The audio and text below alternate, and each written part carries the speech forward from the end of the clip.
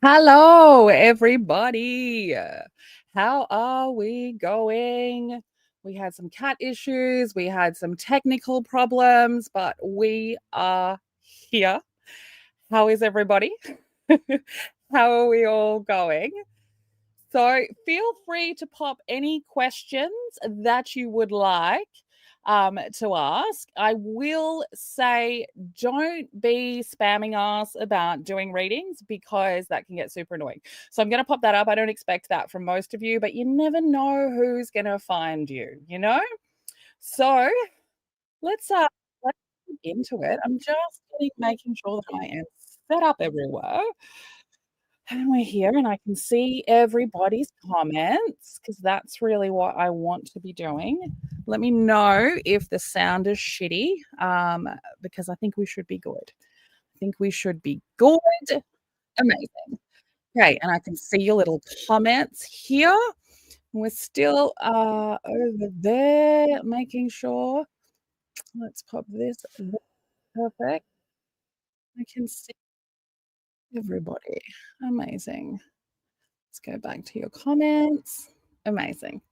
Okay, so we're yet to be joined by Harry. I hope I gave him the right link, to be honest, because, the technology has been getting me. Okay, let me just send him this link to make sure that I didn't send him the wrong one. Okay. How has the eclipse been for everybody, my friends? How have we been going? How did we find August and September? And how is that comparing to this energy that we have in October? Because if you have been following along with me, you know that it's been very fucking hectic. And we are, honestly, I don't really want to tell you, but it's going to kind of get more hectic before it gets easier. So hang in there, everybody.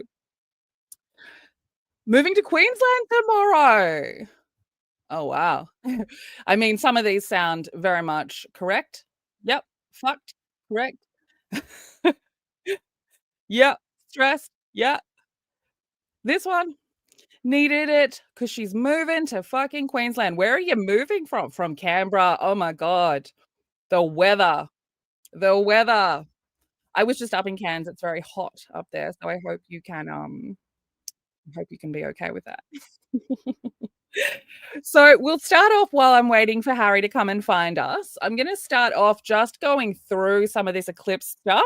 And if anybody who come on in and say hello, I'm going to put the link in the comments for you.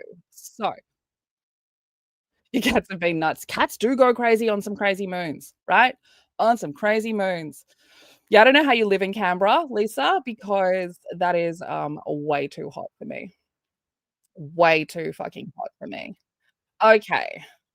Let me make sure I've got this guy open over here. So we've actually had some pretty interesting energy today. And between today and the 14th, there's some very strange energy going on. Just going here. Here we go. All right. So anyone who's kind of been following me, right? We know that we've had the Pisces Virgo eclipses. And we know that that has been literally fucking with everything. So part of the Pisces Virgo eclipse is like just a regular kind of eclipse cycle, right? So we're looking at, 2 to 3 years that we're in the axis. But because we're dealing with Pisces, we are also closing out a whole cycle. So the Pisces component of this is also especially fucking powerful because its ruling planet Neptune has also changed signs. And again, it has changed from Pisces to Aries, meaning we have ended a cycle and we are starting a cycle. So the Neptune cycle alone, we deal with it in one sign for 15 years. So we are completely shifting out of that. And then the overall energy is about 160 years. So Neptune is also the whole and the place that we have all of that ancestral energy.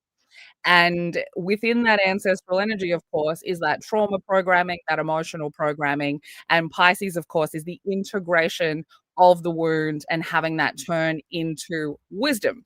So when we have this eclipse, yes, it is, we're in the Pisces Virgo axis for 2 to 3 years. But we are also closing out about, it's like 18 to 19 years worth of a cycle. And because of the Pisces component, we are tapping into that 160-year cycle. And because we've had Saturn also finishing up in Pisces, we are also closing that 30-year cycle and moving on to a new one. So Saturn really is the part of the collective that is the rule structure and the karma and the reality of time. So we are starting anew in that. And Neptune is basically the collective trauma. So in a weird way, we are at the beginning of the new trauma cycle. So where the next 15 years worth of people are going to be dealing with a similar sort of trauma. Saturn also, interestingly, is very related to our father and how we experienced our father, right? So we are also in a weird space of ending a 30-year father energy story and starting a new one. And for the next 2 to 2 and a bit years, everybody being born will be being born once we get into Saturn in Aries in February, will be being born with a Saturn in Aries. So, which that's just a whole other sort of interesting. So, father wounds have been huge during this eclipse. And of course, Virgo being related to the initial mother, we're also dealing with mother wounds, plus Jupiter moved into Cancer in June. So, that is the expansion of the mother wound and the family related spaces. So, this whole entire eclipse has been dealing with those things: mother wounds, father wounds, the shame and guilt as well, because we've had Lilith move into Scorpio, so shame and guilt in regards to our raw primal feminine energy, our sexual energy, and because it's in Scorpio, we are really feeling that if we are Pluto in Scorpio generations. So, yeah, your dad isn't, yeah, my dad is an Aries too. It's interesting, the Aries dad, and this is where I'm just so fingers crossed that we are in a new cycle, because as an astrologer, when I look back on a Saturn in Aries, which is this new generation, that is the type of lived experience of having a very aggressive father. So we are just at this beginning stage, and I'm hoping that that's not where we're going. So the Aries father of back then, Jen, very very fucking aggressive, and I like to call it a childish emotion. I like to call it, like, very much the childish emotion. So, we've got Harry has arrived in the building. Let's get him up here. Let's get him up here. Let's add him to the stage. Now, let's see if we can get him I think you're muted, Sir Harry. Can If you you hear me can, now? unmute yourself, that would be great. Can you hear me now? Da, da, da. Can you? No. Am I Can got you you hear muted, me? or have you got yourself muted? I'm Hold on, not let's put muted. you I'm back not in. muted. Can you hear me? Ah, technology. I was having technology problems too. Can you check your output and make sure that your mic is turned on, please? You can hear us both and I can't hear him. All right, so it's me that can't hear him. Oh, Maybe that's my so headphone has awkward that gone. they can hear Let's swap me. over to my other headphone and see if I can hear you. I'm going to put my headphones in too, All don't right, worry. let's get there. Let's see if we can get some sound from you. Can you This hear is great TV. I fucking got you. Hells yeah. Sick as. How are ya? Fantastic. Amazing. Everybody, I would like to introduce you to Harry, who is a Capricorn, who is a medium, who also reads cards, and is one of the most magical people that I have ever experienced.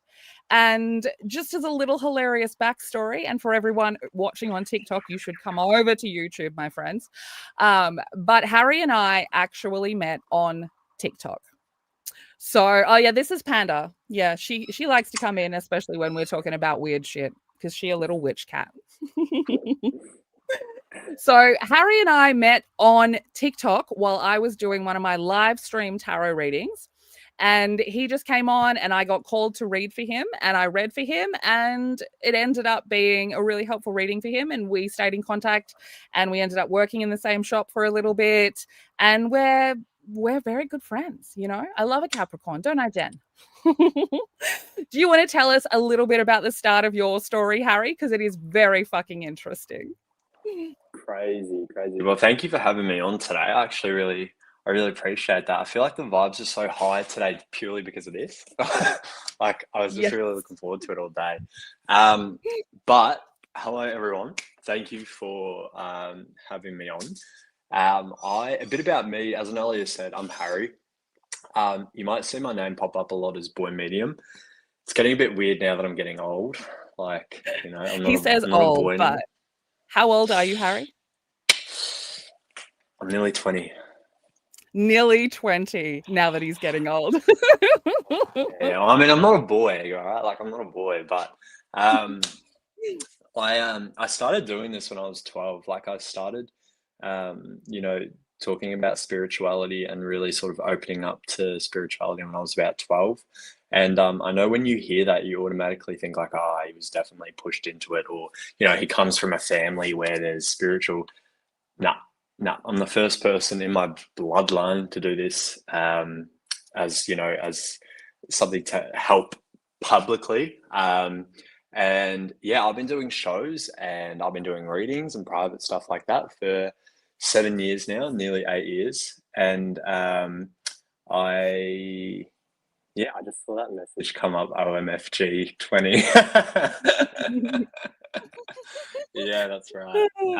I wasn't doing nearly as many, you know, important things when I was 20. It's funny the way I see it is like, um, you know, like I think it sort of adds to. I feel like it. This whole thing is happening to me, or it happened to me when I was young, and sort of, yeah, like for a reason, you know. And I sort of really grabbed onto it young for a reason. Um, but yeah, I love what I do. I'm an empath. I My biggest goal in life, you might hear me say this in my readings or on my social media, but my absolute biggest goal in life is to help people always, and to just help people be the best versions of themselves. What was your, like, do you remember your first, like, spiritual thing? Like, the first thing that happened that you were like, what the fuck is this? Do you remember that? Or were you too young? Yeah. No, I mean, right. So I have one that I remember, and then I have one that everyone else remembers. Mhm. So, my mum had a photo of her brother in her wallet, Mhm. and I never met him. And like he passed over, and I was like 3, I think, and I saw the photo, and I was like, oh my god, like that's my uncle. Like I was like, that's him. I was with him in heaven. That's what I was saying. Like, oh yeah, he's Mhm. there. I remember him. Like, and it was like, oh my god. Like, and then I was sort of like describing him as if you know, as if I knew him, but I had no reason to. Mhm. Oh And my my mum was like, god. what the, you know, what the bleep? And then the first one that I remember, funnily enough, same person, my uncle. I remember Wow. I think I was 11, maybe, like, yeah, at that point. And I was just like, I'm going to set the scene. I think I was watching a British soap opera, falling asleep on the couch. If that isn't the most old soul sentence you've ever heard in Yes, your life, absolutely. Absolutely. that's why I feel old at 20, because I was old at 11. Um, Yeah, but lots of people about you. I um I remember I was just falling asleep, and couch was here, stairs were around the corner, and I'm sort of like falling asleep, obviously in a meditated space, Mhm. and I see my uncle just standing at the bottom of the stairs, going like, and like wanting to get my attention, clear as day. Still to this day, I don't think I have ever seen a spiritual presence as clearly as I did then. Like I actually saw it. Whereas where I Do you get all think my that was information from, you seeing it, or that was him projecting it? both. Both. Yeah, right. I think it was one of those moments where it was like, hey, Harry, this is what you can do. This is probably Yeah. the absolute maximum of how heavy it gets. Work with it Yeah, and dial wow. it down. And then it made everything else seem a lot more less confronting, I guess. Because I remember being like, the truth is, being like really young. I was doing shows before I was doing private readings, and Mhm. like when I started doing private readings, I was 15, I think, 15 or 16. That's And so young. I was definitely not doing important things at 15. and I remember so clearly, like I'd always take on so much, and I didn't realize that until recently how like confronting that was for such a young Yeah, person. right. And if I Yeah. could go back, but yeah, it's interesting because I feel like, as I said before, being young is all part of it. At Yeah. 15, I I see was catching out over my footy nobody team. Me too. I was doing the same. Believe it or not. He's a Collingwood supporter though, only Carlton, so he's sort of the enemy. It's all right. When your uncle came through to you that second time, were you like, you were obviously aware of it because your mother would have told you if you mentioned it when you were 3 that he had passed over. Were you aware of that when you saw him those first couple of times, that he wasn't like a person, that he was like a spirit? Were you aware of that? 100%. You can tell. You can Mhm. tell. I remember, it's almost like, it sounds weird, but like I actually haven't thought about this until now. But Mhm. like, um, it's weird. Like the only times where I've really seen something, like seen it right in front of me, because my intuition works differently. Like I usually connect with energy, but um, the only time I've seen something, it's been dark, and that's how I've been able to Mhm. tell it wasn't a person. Like Mhm. a year after that, one of my mum's friends' dad passed, and I remember like the night he passed, he I was freaked out by this because like I used to be petrified of this man. Like I was petrified of him as a person, let alone past supporter. Yuck. Thanks, mate.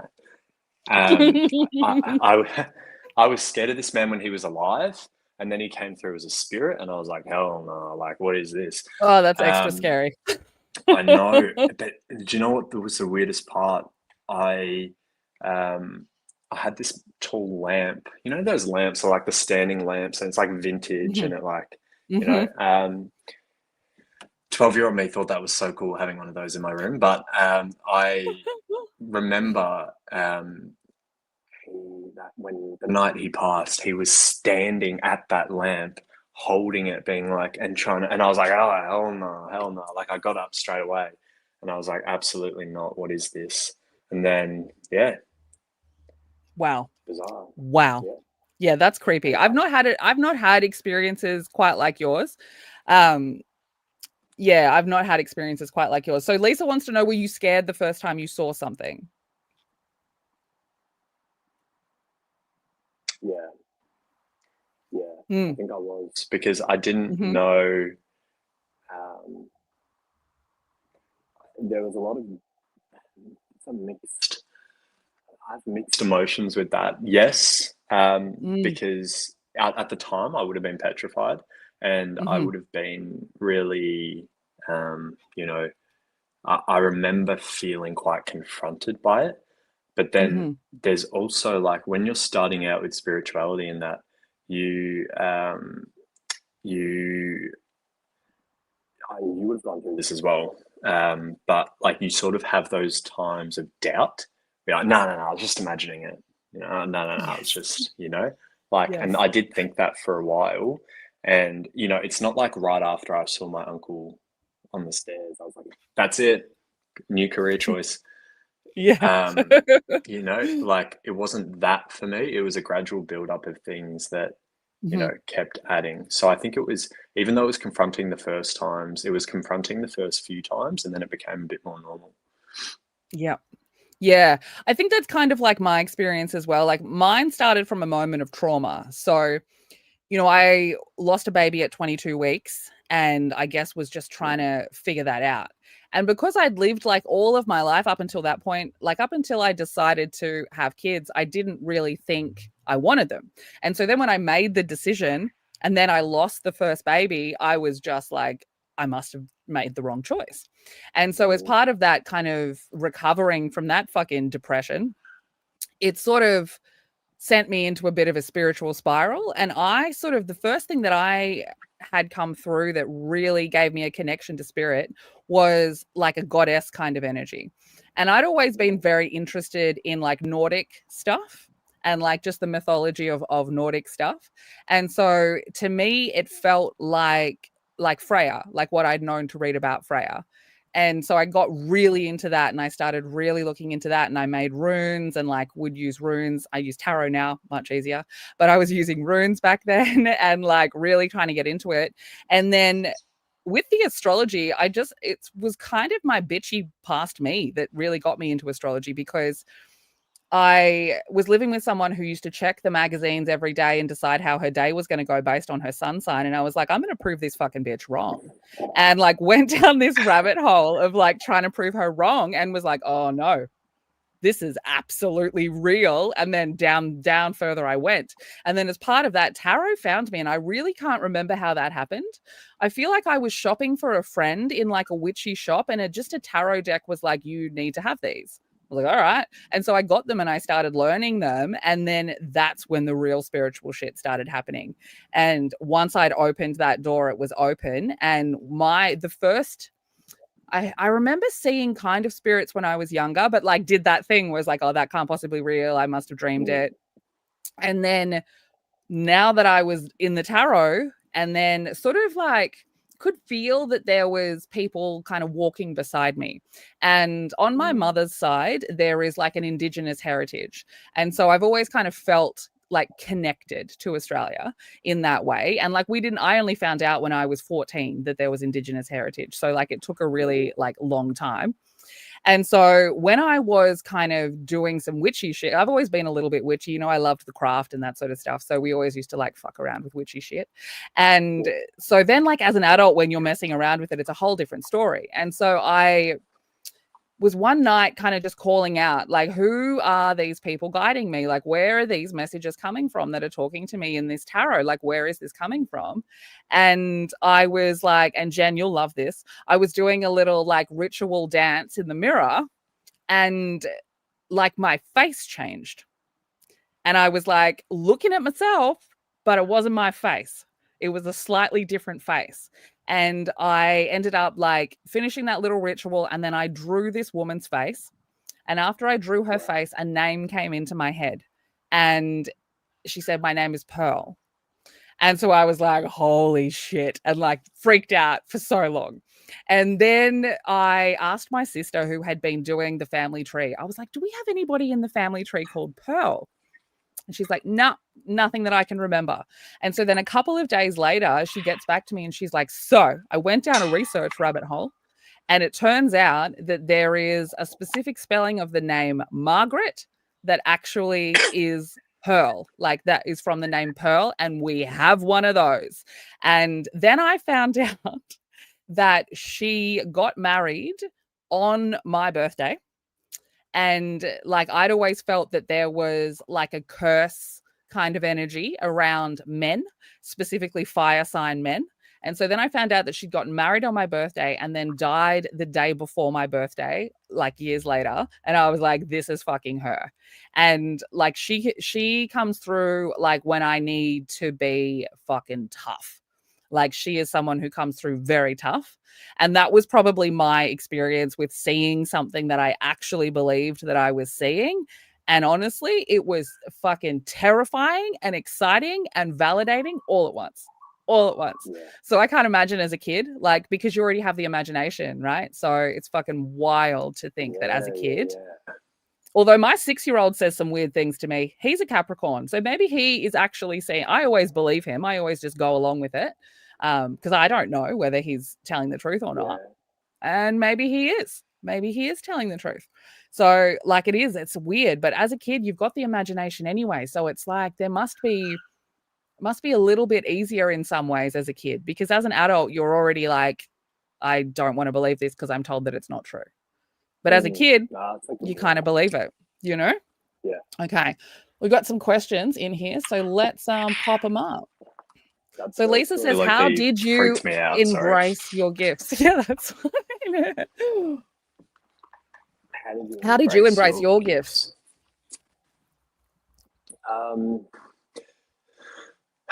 My mum and her friend were doing a psychic group for like shits and giggles, right? Like not to like make fun of her or anything like that, but not going in with the expectation like we're going to become psychics, you know, like it wasn't anything like that.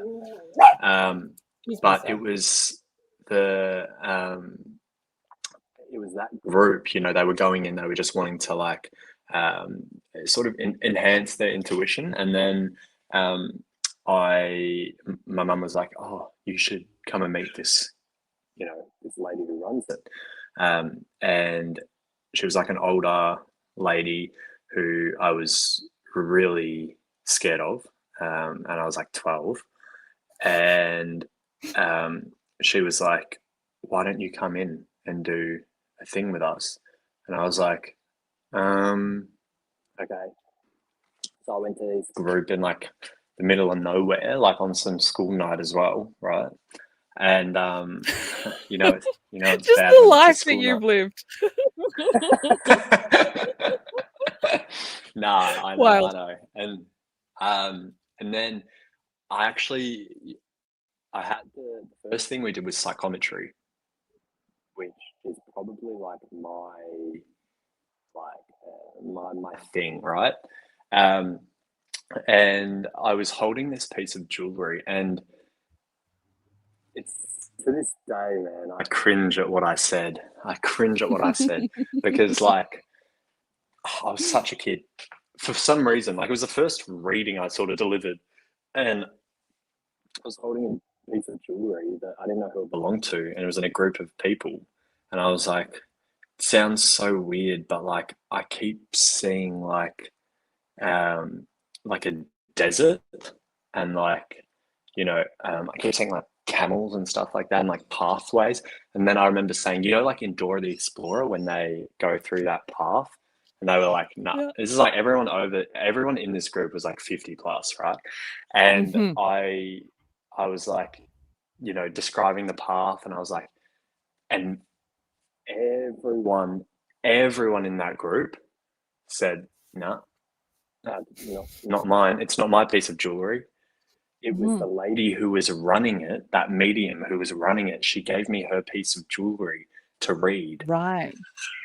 And she got it in Egypt. Wow. So like, you know, and she was like explaining this whole story about it. And, you know, from that moment, she was like, I want you to come into this group. So every Wednesday, I think it was, something like that. Every Wednesday, I'd go and do this in Whoop Whoop on a school night. And I loved it. Yeah. And, you know, I built up my skills. And then one day they asked me if I wanted to do a show. And I said, yeah. Amazing. And I think like I didn't have a team of psychics to embrace my gifts. I just sort of, I say, you know, ADHD Virgo stellium. You point me in a direction and I'm in the rabbit hole, I'm fucking in the rabbit hole. And I remember saying to like my partner and a couple of my friends at the start, so like either magic is real or I'm insane. But either way, I'm all in. just so you know. Yeah. And for me, That's sick. for me, it was like I found a lot of being able to embrace what I did through understanding my astrology. And it's why I'm so passionate about birth charts because, and the further into it I go, the more I can really see those sorts of things. I did a reading for somebody today and some of the stuff that you can find in there when you go very deep. I did a shadow reading, so I was only focused on those things. And I ended up uncovering in there a story that was like her job is literally to be like a voice of weird spirituality because the story that was coming through just from the like not cards or anything, just astrology and like a little bit of intuition to build the story, but it was as if her whole family ancestrally were witches that had to pretend they weren't witches. And so her job in this world is to be loud about that shit.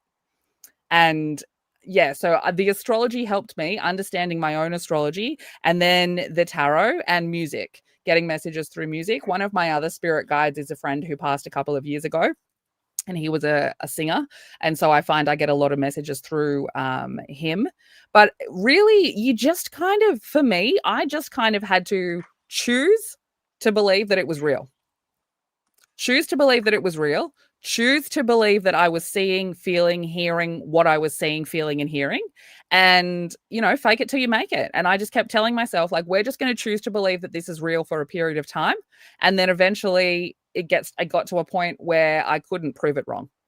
Like I couldn't prove it wrong. So I think when you're trying to embrace your gifts, you do kind of at the start, because we're so filtered being adults, you know, that magic isn't real, that you do kind of have to just go, I'm going to choose to fucking believe it. And then just go on that journey a little bit.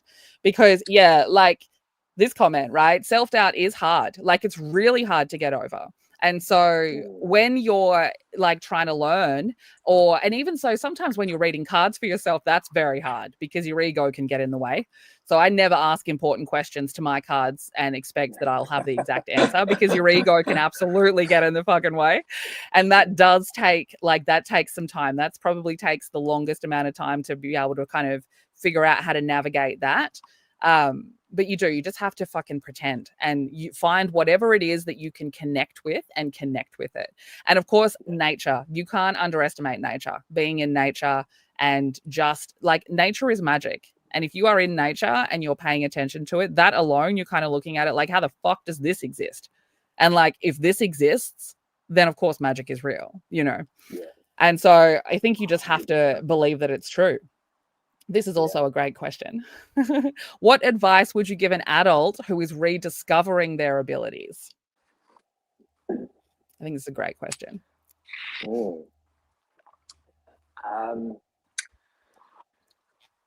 I would say go all in, but protect your peace. Yes, go all in and protect your peace. Great advice. Yeah, just because I feel like if it's coming back, it left for a reason. You know, and it's coming back to you now because you're a different person to when you last had, you know, cognitive belief of those abilities, and it's coming back to you differently now. So you must have evolved in some way. And my advice to you would, I don't know if this is like naturally intuitive to tell you this, like, but like I feel like the old version of you that had these abilities, life maybe was too hectic at that point, and now that you've really done the work, it's coming back to a different. It's coming back to you when you're stronger, and I feel like I just need to tell you to protect your peace if you're going to start using your abilities. That's fantastic advice. I know Jen, she is one of my clients, and that you're fucking on point. You know, she basically has lived two completely different existences, and we were celebrating her 4-month birthday of being reborn as the new version of herself this week. So you're on point. That's exactly correct. She is a completely different person. So that's great advice. That's really great advice. And I hadn't thought about it from that perspective that like, you know, I was that witchy version of myself too, you know, and then it did leave me. It left me. I got filtered with all of the bullshit of life. And it wasn't until I was kind of in that moment of trauma that it did come back, you know? So I think that that's something absolutely worth thinking about, that you do have to realize that it's come back for a reason. That's such a good point. Okay. Can you see things in the mirror, or is that something that can happen? Not like you see your own reflection, hard to explain. I'm a big fucking yes on that, because that is how I saw my spirit guide. And it was both. So seeing my reflection and also seeing her at the same time, like as if you were putting like a photo on top of a photo and blending them together. That's kind of what it looked like to me. I haven't seen anything else in the mirror. My sister has, though. So my sister, she's 2 years older than me. She had a near-death experience, and her spirituality is very fucking dark. There's a darkness to it, right? And so she sees a lot of spooky shit, and has at times had to cover her mirrors because she sees like people kind of walking past in the mirror. So yes, I think you absolutely can. Have you had any mirror experience, Harry? As someone who does look in the mirror a lot, I can't. I haven't had that yet, right? Yeah. I haven't had that. Yeah.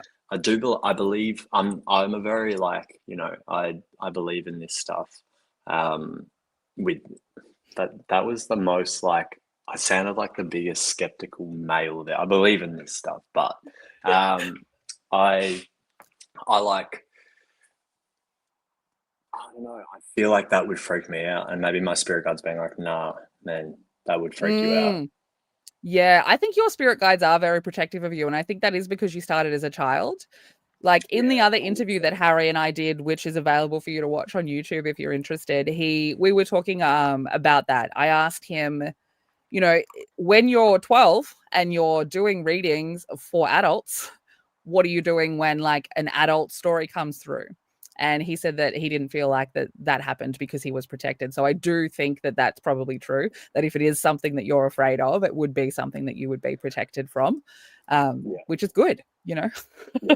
I still feel like that, though, to be honest. Like, I feel like whenever I connect to my spirit guides, I feel like I'm always like, it's like my inner child's connecting with them, not adult Harry. It's weird. I can't explain it, but like, right.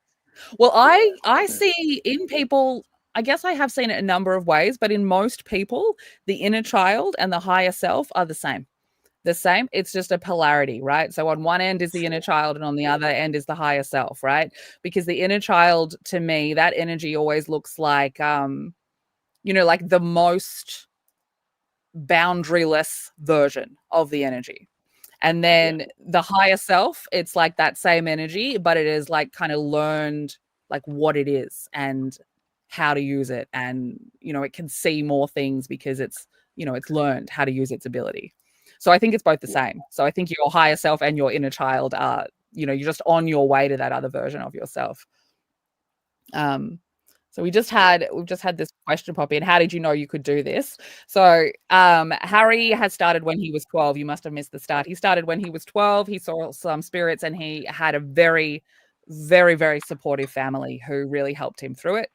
And I kind of had a similar kind of way. Also, great question here. How do you connect to your guide? For me, like I am very specific when I'm talking exactly to them. So like and they're kind of they're for different purposes. I don't know if that makes sense. But here we are talking about spiritual shit. So who cares if it makes sense? One of my spirit guides, my friend who passed, he comes through as protection. And he comes through like when somebody else needs to be protected, or when I need to know something that I'm ignoring, I find. And one night he came through when I was listening to music and doing cards. And I basically said to him, like, why are you still here? Like, what the fuck? What do you keep coming back for?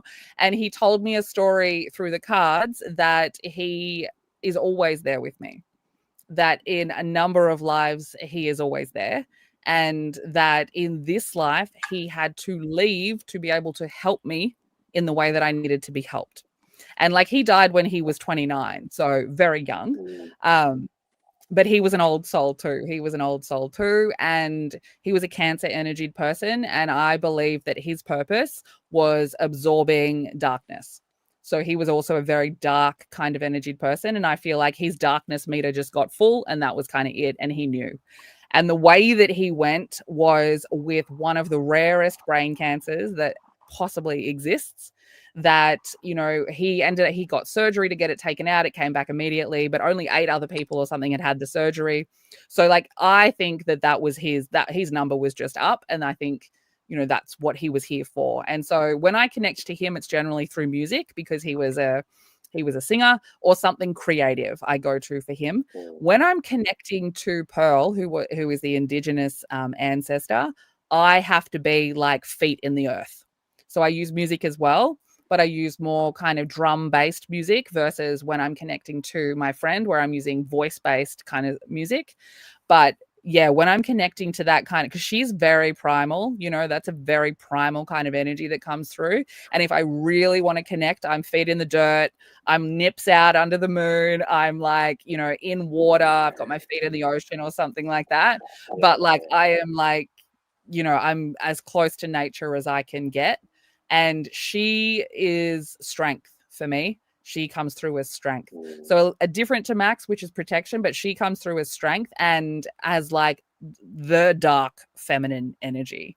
And like my Lilith is in Pisces. And so I think that she is the perfect representation of that. Pisces being the weird fucking mystical stuff and the how you integrate trauma and use it for wisdom, and Lilith being that part of me that I rejected for so long. So I think that's how she comes through. Do you have a guide that you connect to, or are you just kind of more whatever the universe tell you to do? I do have guides that I connect to, like nameless, right? Like nameless guides, which kind of made me feel a bit sad when I was thinking about it because I was like, shit, these guys have been in my life. These guys have been in my life forever.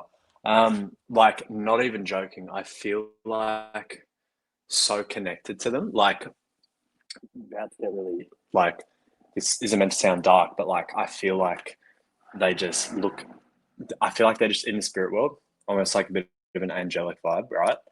And I feel like I've never, like, they're not people related to me. They're not like, you know, they're not in my bloodline, not anything like that. I feel like it's a all female group, and That's interesting. like a younger sort of like maybe 30s, 40s looking sort of like group of females who have looked over me since I was like young. And I feel like that is like my soul's home. That's what it feels like. Yeah, right. That You know what? That makes like so much sense. Really? It does make sense. Yes. Yes, because the reason it makes sense to me is astrologically, we are at a point in time where we really need to have feminine energy coming out through a masculine filter, right? We need the masculine energy. We need men to be able to embrace their feminine energy, their emotions, their spiritual side. So it makes sense to me that a bunch of women would send a young man down here to do their fucking work. And yeah, I think it does. I agree really with this funny, comment. isn't it? Yeah. Sounds strong. Absolutely. Absolutely strong. Yeah. Yeah. Actually, I used to connect with them like every single night in a meditation, every single night for years without missing a beat. And I sort of fell out of that routine as life got really, you know, like full on. But I feel like I need to just check in with them tonight and just, you know, see what's been going on. Absolutely. Absolutely, you should. Oh my God. Absolutely. Yeah. So, right. Meditation, music, being within the earth. And I think that that's how a lot of people sort of start as well. Like, I think people would be surprised with how many people that I speak to that have accidentally connected to spirit through music or through being in nature. And it's like once they sort of realize what it is, they realize how long they've been connecting to it. But, you know, because my belief is that we're all made of the same fucking shit, right? So we're all the shared consciousness. That's what I believe. that the spiritual world, that we all have access to it in some way or another. We just have to get rid of the filters to be able to find it. And, the more that I go down that pathway, the more that I look into like this idea of shared consciousness, the more true it rings to me. And so like the fact that it feels like home, because it is fucking home, and the fact that when you've got your feet in the ocean, like water being a fucking spiritual portal, like even a bath, even a shower, those sorts of things, you can have very intentional experiences in water where you are going through the fucking portal. And I think people do it all the time. How many people say, oh, that the beach is like healing, that the forest is healing, that I'm going to have a bath and that's going to make me feel better? Yeah, because you're connecting to home. You're tapping into that home energy, whether you want like it or not. So absolutely, like start with like being in nature, start with music. Creativity is so linked to intuition. When I see clients who have problems like understanding what their intuition is, they also always have some form of blocked creativity or some kind of feminine energy wound, because that's where it all comes from. If you can't connect with your feminine energy, if you are scared of your feminine energy, which that was me when I was growing up, and if you aren't allowed to be creative, like anyone with a Lilith or a fucking Chiron in Leo, you would have a really hard time because you have this wound around your creativity. And so you need that. Creativity, intuition, emotion, and sexual energy are all connected to it. And if you have a blockage in any one of them, you can find it really hard to understand what intuition is. And so, yeah, absolutely nature. Yeah, Jen. Absolutely. So, yeah, Jen says it started in the shower for her, then the beach, then the forest, and then it changed her. Yeah, absolutely. Absolutely. I do that in the paddock with my horses. They have a big vibration. Horses are an interesting category. Horses are an interesting category. So I went down a little bit of a rabbit hole, as I do, on the energy of horses, because I like to say horses are bad people, right? Like that most of them terrify the absolute shit out of me. And I think it is because of their level of consciousness, right? And when I was talking to someone who does Reiki on animals, right? And I said, and you can watch that podcast as well, because I've got that on my channel. And I said, is there any difference in the animals that you do Reiki on? And she said, oh, the pets, the cats and the dogs are all the same, but horses are different. And she said it was something to do with their level of consciousness as well. And then I listened to a podcast of an animal, I guess, telepath who communicates with animals and works communicating with horses that are professional racing horses, and had some incredible stories about them. And it's the level of fucking consciousness. One of the stories that she had was this horse who like couldn't travel, like needed to travel to go and win these races and just couldn't, like would freak out, would have no luck once it got to the other end because it was like anxious. And so she asked the horse, like, why are you experiencing this? And it said, because I don't know what's going on. I can't see what's happening. I don't know which direction I'm going in. I can't stand still and my balance is off. And she'd said to the owner, next time you take this horse on a journey, you need to be saying the directions. You need to be speaking out loud to it. And you need to be saying, we're coming up to a corner and we're going to be turning left. We're going over a bridge. And she was like, that's ridiculous. And did it, as if you wouldn't, did it. And it worked. And it worked. And she did it every time. And it worked until the one time her friend drove the horse and didn't do it. And the horse was terrible again. And so there is like a different level of consciousness to fucking horses. They know things like that. Another story was like one that wouldn't jump over a puddle. And she was like you jump high jumps, you're a jumping horse. And it was because the horse didn't understand like that the puddle wasn't endless, and just had to have that explained to them, that the puddle, like you're not going to fall down an endless hole, like just the way that it sees. Like wild to me. Yeah, I bet. They probably talk back to you, like they probably do talk back to you, and you just don't believe it because you're an adult. They're probably talking to you in your head. I swear sometimes I can hear my cats talking to me in my head. I think so. I think they do, because they are all connected to the shared consciousness. They all have access to, especially cats. Like, have you ever seen like the videos that talk about cats being able to find portals in your house? Like that if you have a cat that keeps going back to the same dark hole, it's because it thinks it's a doorway or a portal or something. It's wild.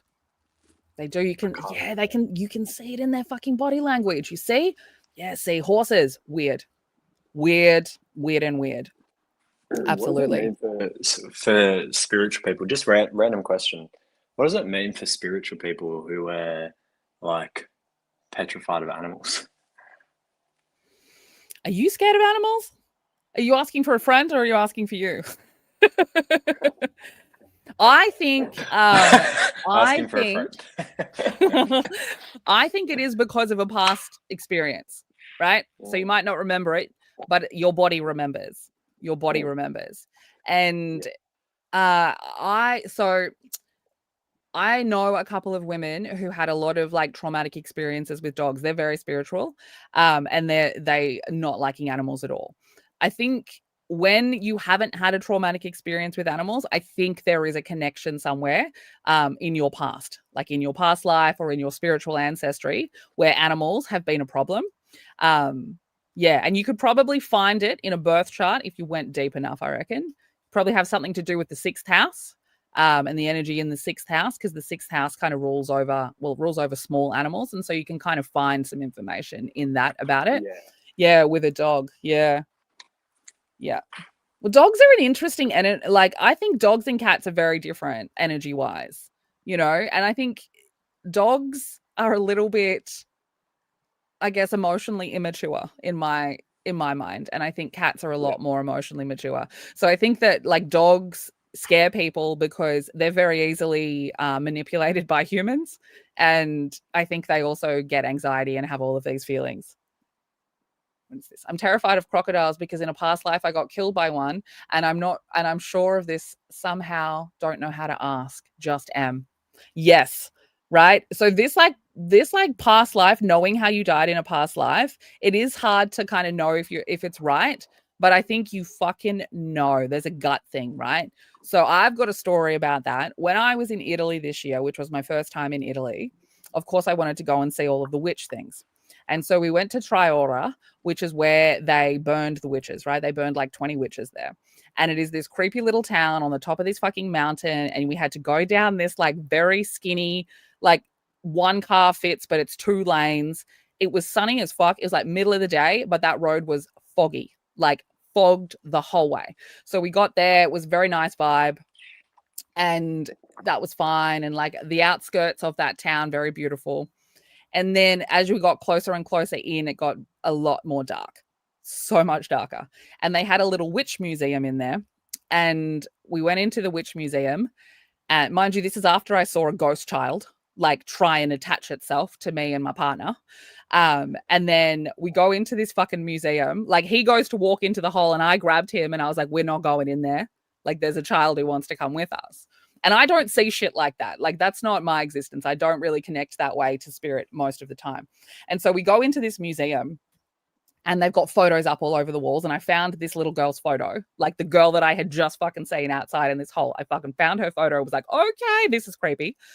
And you went down, there was like 3 levels. You go down into them. And on the bottom level they had like all of these books and lists of names and like the nuns and the priests and all of these people that were involved in the fucking witch burning. They had the names of the witches as well. There was this drawing on the wall of one of the witches who looked very fucking similar to the drawing that I've done of Pearl. And so like I walk in, it's like first right there in your face as you walked in the door. And I was like, oh, fuck. And I had this gut feeling that made me feel nauseous and like frightened for no reason. And so then I discovered that down the side of that room was another room where they had set it up like how they burn the fucking witches. Like a table, they had a mannequin dressed as a priest, they had like sticks under the table, they had a female mannequin on the table tied up. It was fucking terrifying. And I'm standing at the door to it and I was like, I need to go in here, but I can't go in here. Like I couldn't step over that doorway. And I said to my partner, I need you to take me over this doorway because I need to be in here, but I can't do it. And so we step over the fucking doorway and I was instantly just needing to cry. I felt fucking heavy. And like, I could see the woman in that photo, that drawing that I walked into. I don't know whether I was her in a past life, whether I knew her in a past life, but the connection that I had to the earth in Italy was fucking next level. And like, I'm like, fuck, was I burned as a witch in Italy? Like, and I don't know how I know that, but I know that.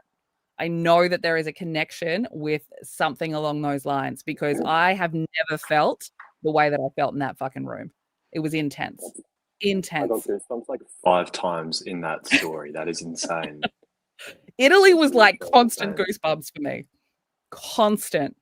Like when I did my astrocartography, which I highly recommend for people who travel, and I'm not very good at it, so I use the website that makes it very easy. But my Neptune line, my spiritual line, runs through Italy, and like so I was very connected to the land, you know.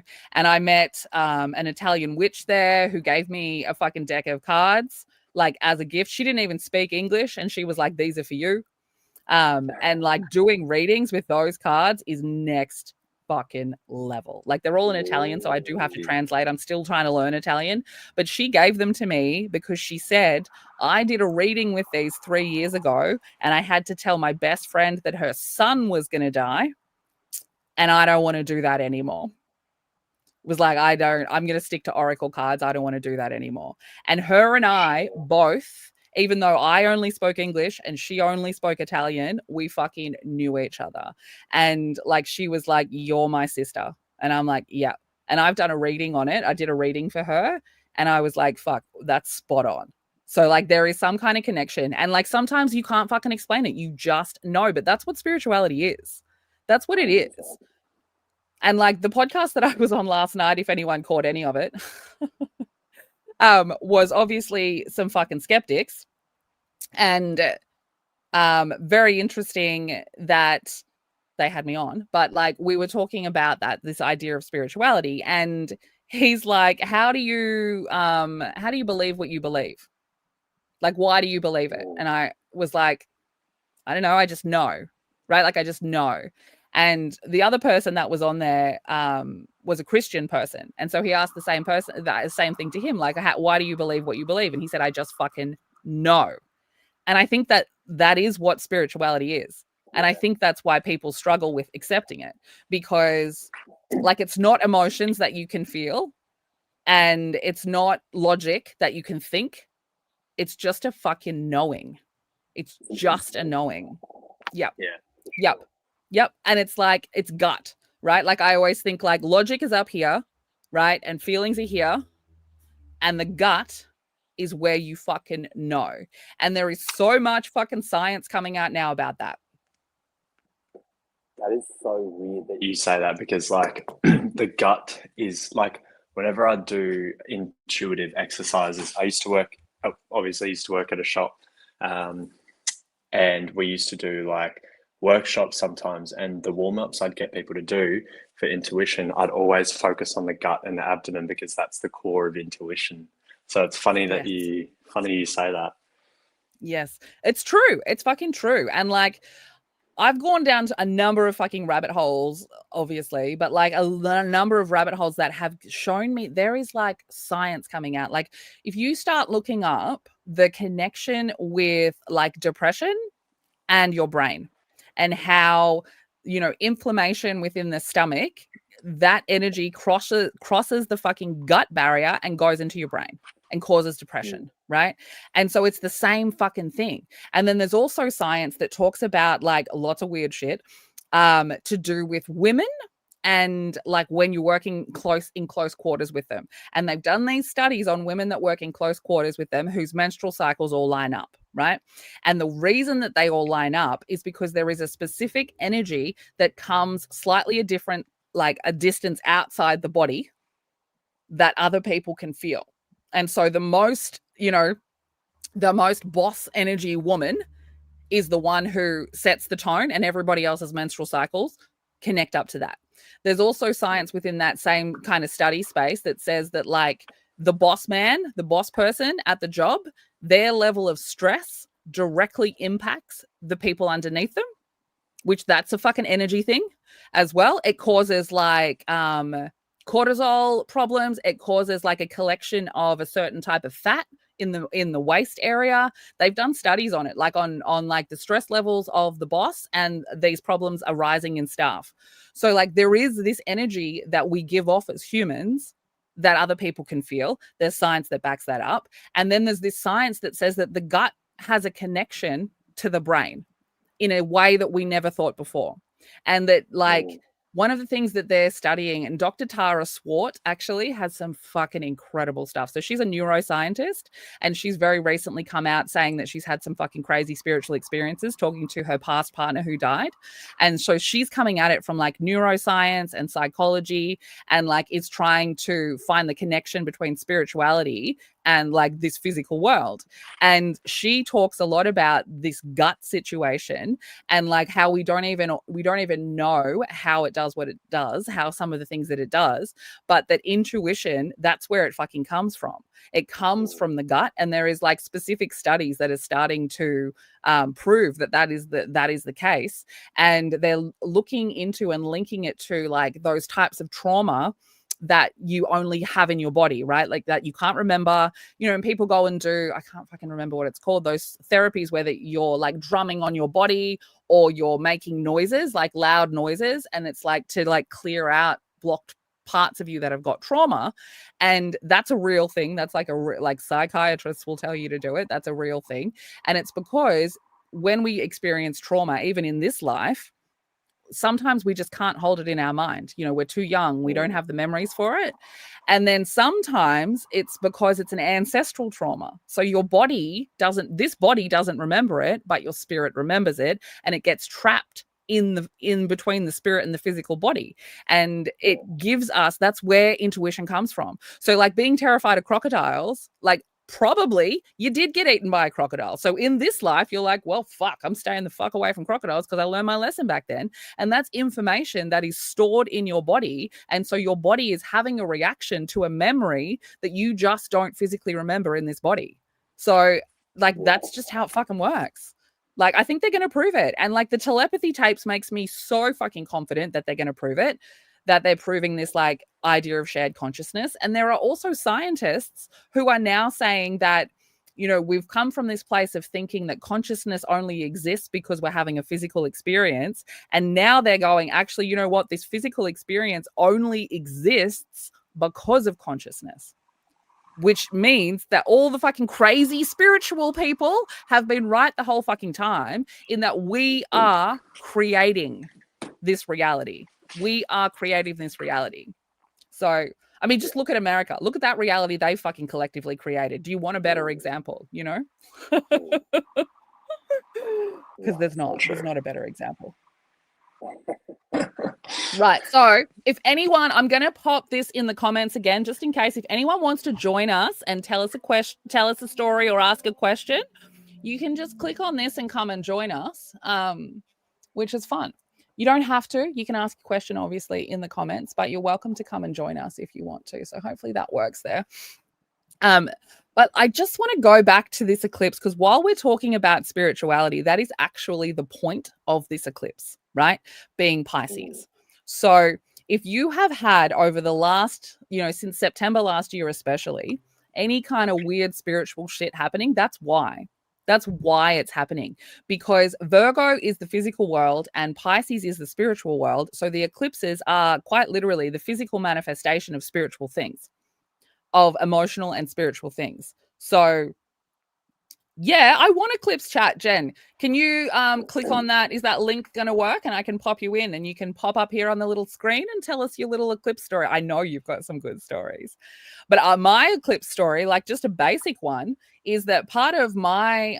Yes, I got Jess in here. Perfect. Part of my eclipse story is that like my second house is in Pisces, so my house of worth, and my Lilith is in Pisces as well. So there's like this rejected self, this like sense of worth coming through. And I, on the eclipse, got offered a job. Like on the eclipse, got offered a job. So that's one of my many eclipse stories. I'm going to bring you on, Jess. Hi, Jess. Hi, how are you? I'm good. How are you, darling? Yeah, good. I don't think I can hear anything. I'm not sure if it's my headphones or if it's just my ears. Oh, That might be better. I can can hear you you hear? now. You Okay. might have to. Yeah, I was going to say sometimes you have to change the output or the input or the output. Technology is not my thing. These are like Um, warehouse headphones, so they don't work. have you got a story or a question, Jess? I have a story, but this was from when I was Yes. like 16, and this was my Yes. first experience with any of this kind of stuff. And Yep. I'd left where I'd gone to study, do equine. That's why I'm a horse person. So done my equine studies. We were in Hamilton, and I was far away from home. I was like 2 hours away from like where my mum was. So like there was a distance. And we'd come home from the day and we'd sitting on the bed playing Sims. I was 16 years old. My friend was with me and her dog was in the room. And we were sitting, there was the door, the bed was here, and then there was another bed on the other side wall, like where the window was. And the dog just kept getting up and looking at the door. And we were like, oh, he needs to pee. We'll let him out. He needs to go to the toilet. Nah, we'd open the door, he'd just sit there. And he was sitting there, he was staring, but it was like he was looking at someone. I was like, nah, that's not for me. That's not for me. I don't like that. I said, what is your dog doing?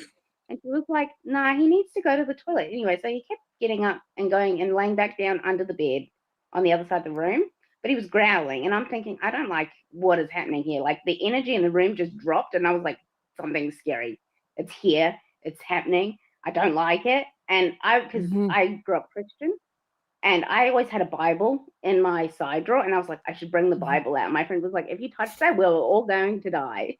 And I was like, I don't know what to do in this situation. I don't know how to help you. I don't know how to help me. Like, I don't know what we should be doing right now.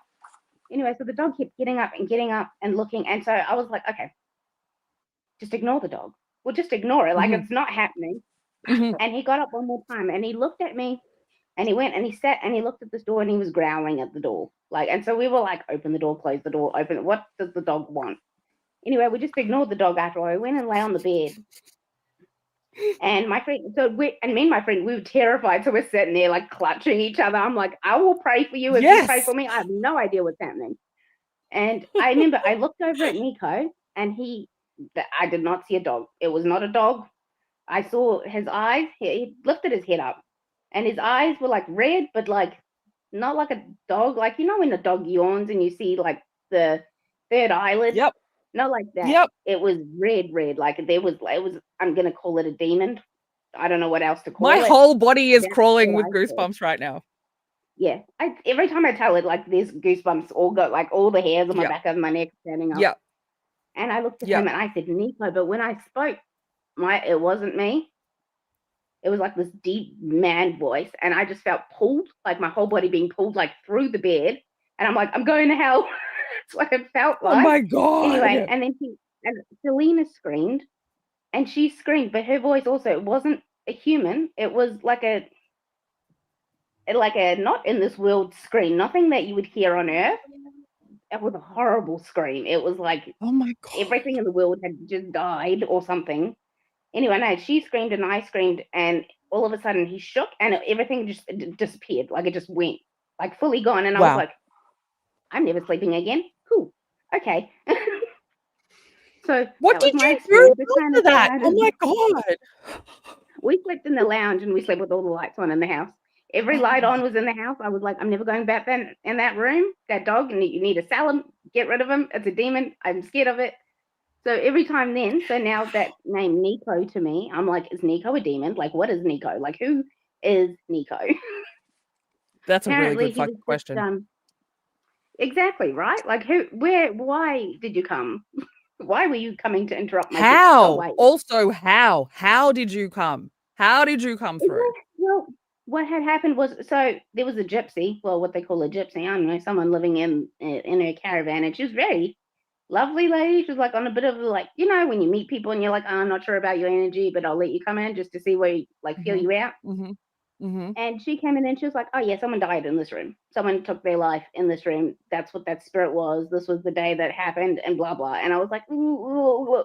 Still, I was like, I don't like this house anymore. So I called my mum to come and get me. I was like, Mum, pick me up. No, she had to drive 2 hours to pick me up. None of that. I was None like, of that I'm done. or I'm any of not that. studying anymore. I'm leaving. So that See, was my like first what you're exam. describing, like also this live has been going for 111, just as you're saying this story, just quietly. But also what you're describing, like for me, that's like when I've had a good spiritual experience, that is the opposite of that. So if I was going to say that fucking bad energy exists, that is fuck no. Fuck no. And I wonder if it's because dogs are also easily manipulative by spirits. Do you know how you were saying that thing about the cats and you were like, dogs are different? Dogs are different. Very different. But then that's why I think I connect with the horses, because the horses for me is pure calm. Like just very calm, very surreal, very like in my element with the horses. But any dogs, like Rottweilers especially for me, I don't know what's with the breed. They're beautiful dogs, but for me, I'm like, Nico's back. Fuck. I mean, obviously, I think that's totally justified. Maybe that's why you're scared of animals, Harry. Maybe you know. Maybe you know that they can be portals for demons. That's terrifying. I'm fucking petrified right now. If I wasn't, I am. You've scared the boy who talks to ghosts. Sorry, spirits. Harry doesn't talk to ghosts. I didn't know how to talk back to them. I got scared and I ran away. Yeah. I think that's the right thing to fucking do. Mate, I would have fucking rubbed myself in salt. That's no. Like you couldn't have saged that space more. Like all the sage in the world couldn't have cleaned that spirit out of there fast enough. Mate, some houses though, like it was a grumpy old man though. Like the energy, I feel like grumpy and old. But anyway, wow, he wasn't terrifying. Thank you so much for sharing that. That was terrifying. Thank you for sharing it, though. I do like a terrifying story. But yeah, that sounds like Harry and I have had a conversation about the difference between ghosts and spirits before, and see, that sound like a ghost to me, Harry. That sound like a ghost. That doesn't sound at all like a spirit. That's a scary ghost. Now. Harry doesn't know. Harry's amazing. Maybe silent for the next minute. Amazing. Thanks so much for telling us the story, Jess. I'm going to bring Jen in next and see what she's got to tell us. Thanks, Jess. Stay on. And let's get little Jen. Hi, Jen. How you doing? Hi. Yeah, I'm good. Good. How you doing? Howdy. How you going? What have you got to tell us? Some Eclipse story. Look, Eclipse has turned my life upside fucking down. In all the best ways. Yeah. So Jen is a Capricorn with a Virgo stellium, just so everybody is aware. Yeah, it's been a ride. Back in May, I started to go to a local scrub and just spend time in nature, and I was escaping the home, and I ended up reconnecting, starting to channel again, which is something I'd done a little bit over my life.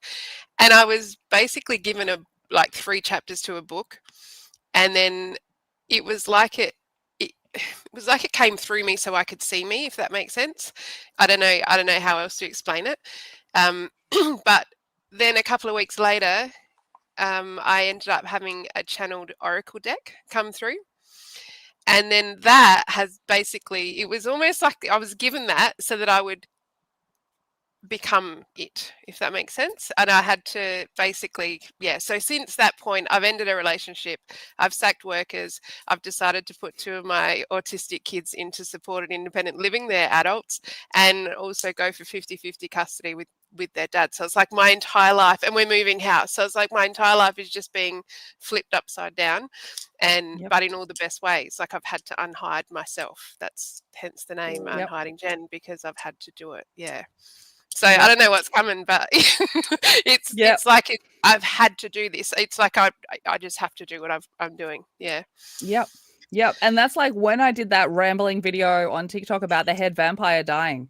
Like that's the perfect example of it, like we all had this head vampire that was the holder of so many versions of us that we thought were true. And that Pisces eclipse at the start of September, that fucking killed the head vampire. And then all of the vampires that were made from that vampire, mate, fucking dead. And now we're left with all of these empty spaces of that those vampires lived in, and we can put whatever the fuck we want in there. And one of the things that people are struggling with, which I don't think you're struggling with at all, Jen, is that like you watch that vampire fall down and you're like, fucking see ya. And where the problem is coming from is people trying to bring them back to life, you know? Yes. Yeah. Everyone around me in my life, pretty much. Yeah. Yeah. But the funny and it thing just for me changes everything. Yeah, the change for me, the biggest change for me is to stop people pleasing. Like I've stopped people pleasing and I've stopped being so worried. Like I didn't talk as much before. I definitely would not have got on this. You know what I mean? Like it's and it just so happened that I did 18 months of EMDR therapy leading up to Eclipse. So I had a lot of trauma dealt with before I got there, I think, which has just been a lucky lineup, I think. Yeah. But I think that that's definitely part of it. So interesting that you bring that up, because trauma is one of the barriers, right? Yeah. Because you can't trust your intuition if your nervous system is fucked. If you know, because you need that. That's a component that you need to be able to deal with your intuition and to be able to connect spiritually. And I think a lot of people have so many levels of it that they can't hear themselves. And so like and that's what we were doing up until the fucking eclipses. Like since September last year, when that first Pisces eclipse just fucking ripped a hole in reality, we have been facing these past traumas, our own ancestral, generational. And the more of those filters we can fucking get rid of, the easier it is to hear ourselves. And like, that's the perfect fucking example. And like I said to you before, like you are the perfect example of just trusting the fucking universe to send you where you need to go. Because like just the way that you describe the difference in yourself, and like I advise everyone to follow Jen on TikTok. Her story is fantastic and she's so honest and like just real on there. It's so nice to be like scrolling through TikTok with all the bullshit and then to come across something real is really nice. Really nice. Like I used to be a real perfectionist. I would write a shopping list, and if I fucked up one line, I would start that shopping list again, right? I would not. Extreme perfectionism. And now I'm just like zero fucks. 5-year-olds drawing pictures, whatever. Yeah, it's been a ride. But according to astrology, there's more. This is the fucking vibe. I don't even know you, but I'm proud of you. Fuck yes. That's how I feel too. Like that I'm so fucking proud of you. I'm so fucking proud of you. And like, it's interesting because you have, like Jen's got a Virgo stellium, right? And so because this eclipse, the Virgo that's the south node. So it is the things from the past. But it's also when something is in the south node, we almost need to do the opposite of what those qualities are. And so Virgo zooms in. Pisces is the zoom out. So this is the eclipse where we have to switch that around and we need to zoom out on these Virgo energies in our birth chart and zoom in on the Pisces. And so when you think about that in relation to just what you said, they're just the fucking shopping list, right? Like you're so zoomed in on the perfectionism of the shopping list that you can't see the rest of the world. You fucking zoom out and you go, it's just a fucking shopping list, mate. Yeah. Now I honestly have just, it's complete difference. But it's been interesting for people around me, put it that way, because they're just like, who the fuck are you? Yeah. But I mean, that's how you would feel, right? Who the fuck are you? Yeah, pretty much. Well, I feel like, how the fuck did I get here? And actually what I think now, I'm like, I'm going through past Jen and getting all of her strengths so that I can use her strengths now for moving forward. That's pretty much where I'm at. Yeah. Yeah. Because there's you said the most beautiful thing. You said the most beautiful thing on one of your TikTok videos about realizing that you were having a love affair with yourself. I want you to tell that little bit of a story if you don't mind, because I think that is the exact story that we need to hear. Okay, so for the picture of my household, I've got 4 autistic kids. I had at the time a partner here and a support worker 40 to 50 hours a week. I was not getting a fucking minute to myself. So I started to go to the scrub to get that. And that's where I first met myself. And then I started to have time at home. Like I had to get them to go out of the house so I could have time at home. And I started to take a video. At first I sent it to my partner and then I started to do it for myself. And when I started to watch myself, like see myself back, is when I actually started to go, holy fuck, like I actually don't even exist in my home. Like I started to record myself in the scrub so I could watch it at home. So I felt myself at home, if that makes sense. So in that eclipse period, I'm everywhere in my home now. Like I'm everywhere, whereas I wasn't here before. And I had a love affair with myself. Like I started to get time at home, and I got really comfortable in front of the mirror. And it just, from that point, like the more I saw myself, the more space I took up, the less I can have people around me that aren't respecting me and loving me. Hence, I'm here on my own. So, like, but it's yeah. So it's been a journey, that's for sure. Yeah. And like that love story that you have with yourself, like I think that's also a great way to start out your intuitive spiritual journey, is have that love affair with yourself. And I think that it's super fucking interesting that as you're very earth-based, right? Your predominant energy is earth energy. And so you had to really have a physical experience. Like you had to be with the earth, you had to see yourself, you had to like physically experience yourself in a way. And I think you still do that with the work that you do in the mirror, with the dancing out on the grass. I think that's like I'm not ready to talk about all the mirror stuff yet. Yeah. But like that's like you're giving it a physical kind of moment. And like I think that like that, and again, I'm going to come back to astrology, obviously, but like I think astrology can help you out if you don't know where to start. Like if you can kind of just look at your energy and what you're mostly made up of, it can kind of help you get to know yourself, right? Like if you are mostly an air-based person, you need to be communicating with yourself. So maybe you're doing a voice, do voice diaries, listen back to yourself, like meet yourself that way. And if you're a water person, then that's feelings. So you need to be in your feelings. And if you're a fire person, then that's action. So you need to meet yourself that way. So I think that that's a really great example. And I really appreciate you. And as we've seen, like so proud of you. You should be so fucking proud. Yeah. Thank you. Yeah. Thank you. Like if somebody doesn't know you or like know your story, like from literally just what you've said in the past 5 minutes, it's so admirable. Like on paper, it's so admirable, let alone the depths that are in it. So really good job for getting through that. And, if you can get through that, imagine what else you're going to get through. Yeah, thank you. I'm just going to like hyper focus on myself a little bit and see what comes, because I've not been here for myself until now, pretty much. I've been here for everybody else. So see what comes. Yeah. And that's why her spiritual energy is coming back. That's why her spiritual gifts are coming back. Like this is Jen who you said that about, like that you need to, like, it's come back for a reason. Yeah, that's why. She's a different person.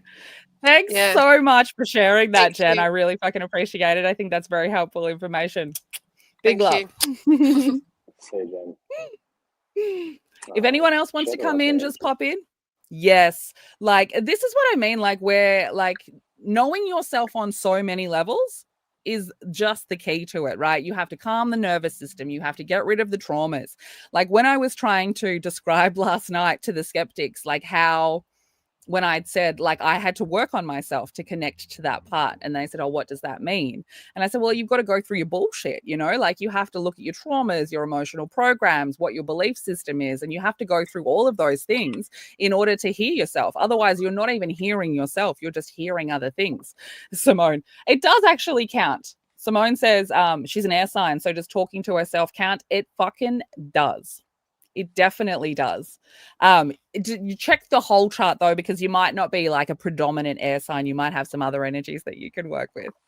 But yeah, like I think like Jen's story is just so inspiring to me because of like, and I've got a couple of clients who have had such a massive shift in who they are as people and then have found their spiritual energy. That's why I was just so what you said about like it's come back to you for a reason, like you're a different person now. Like that's so accurate. I've not thought about it in those words, but it really fucking is. It really is.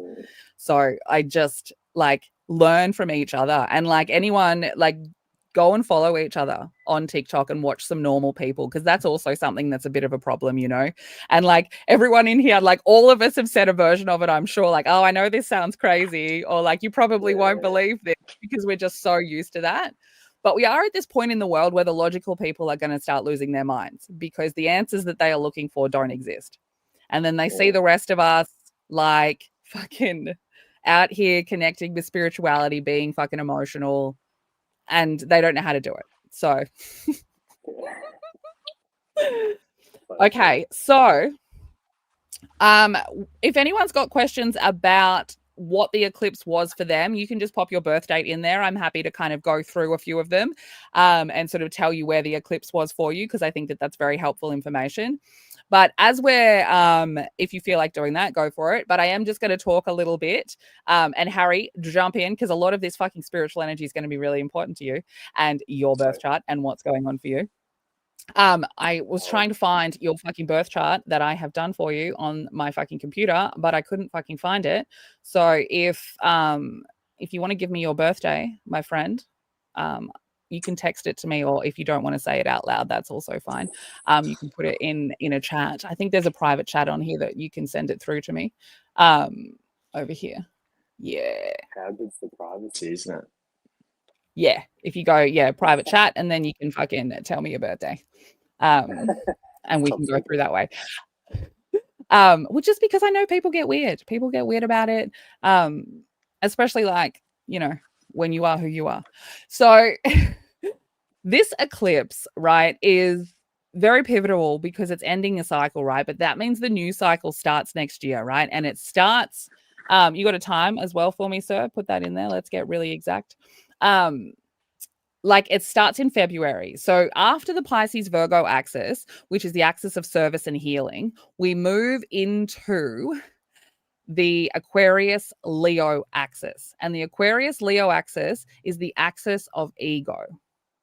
So it's like we come through this healing space, and then we move into this space where we have to deal with our fucking egos, which is really interesting to me, because it's like we've healed all of these wounds and we're starting to feel really good about ourselves. And then the universe is like, well, you can't be going into fucking ego, like you need to be really like checking in and making sure that it's just confidence that you're dealing with and not ego.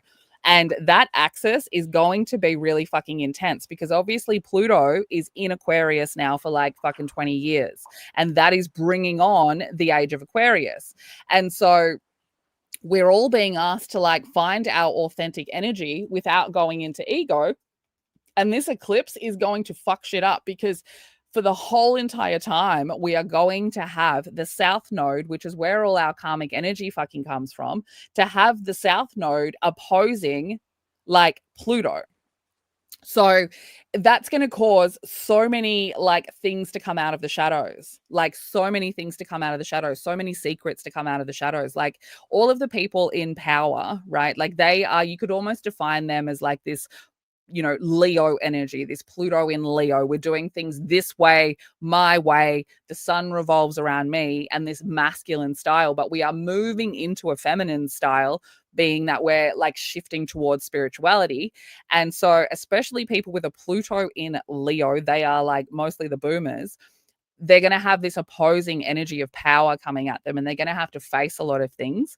And it's where we're seeing them kind of dig their fucking heels in and try and hold on to the past ways. And so the next couple of years of eclipses are going to be huge like that, because they're going to be digging their heels in even fucking more.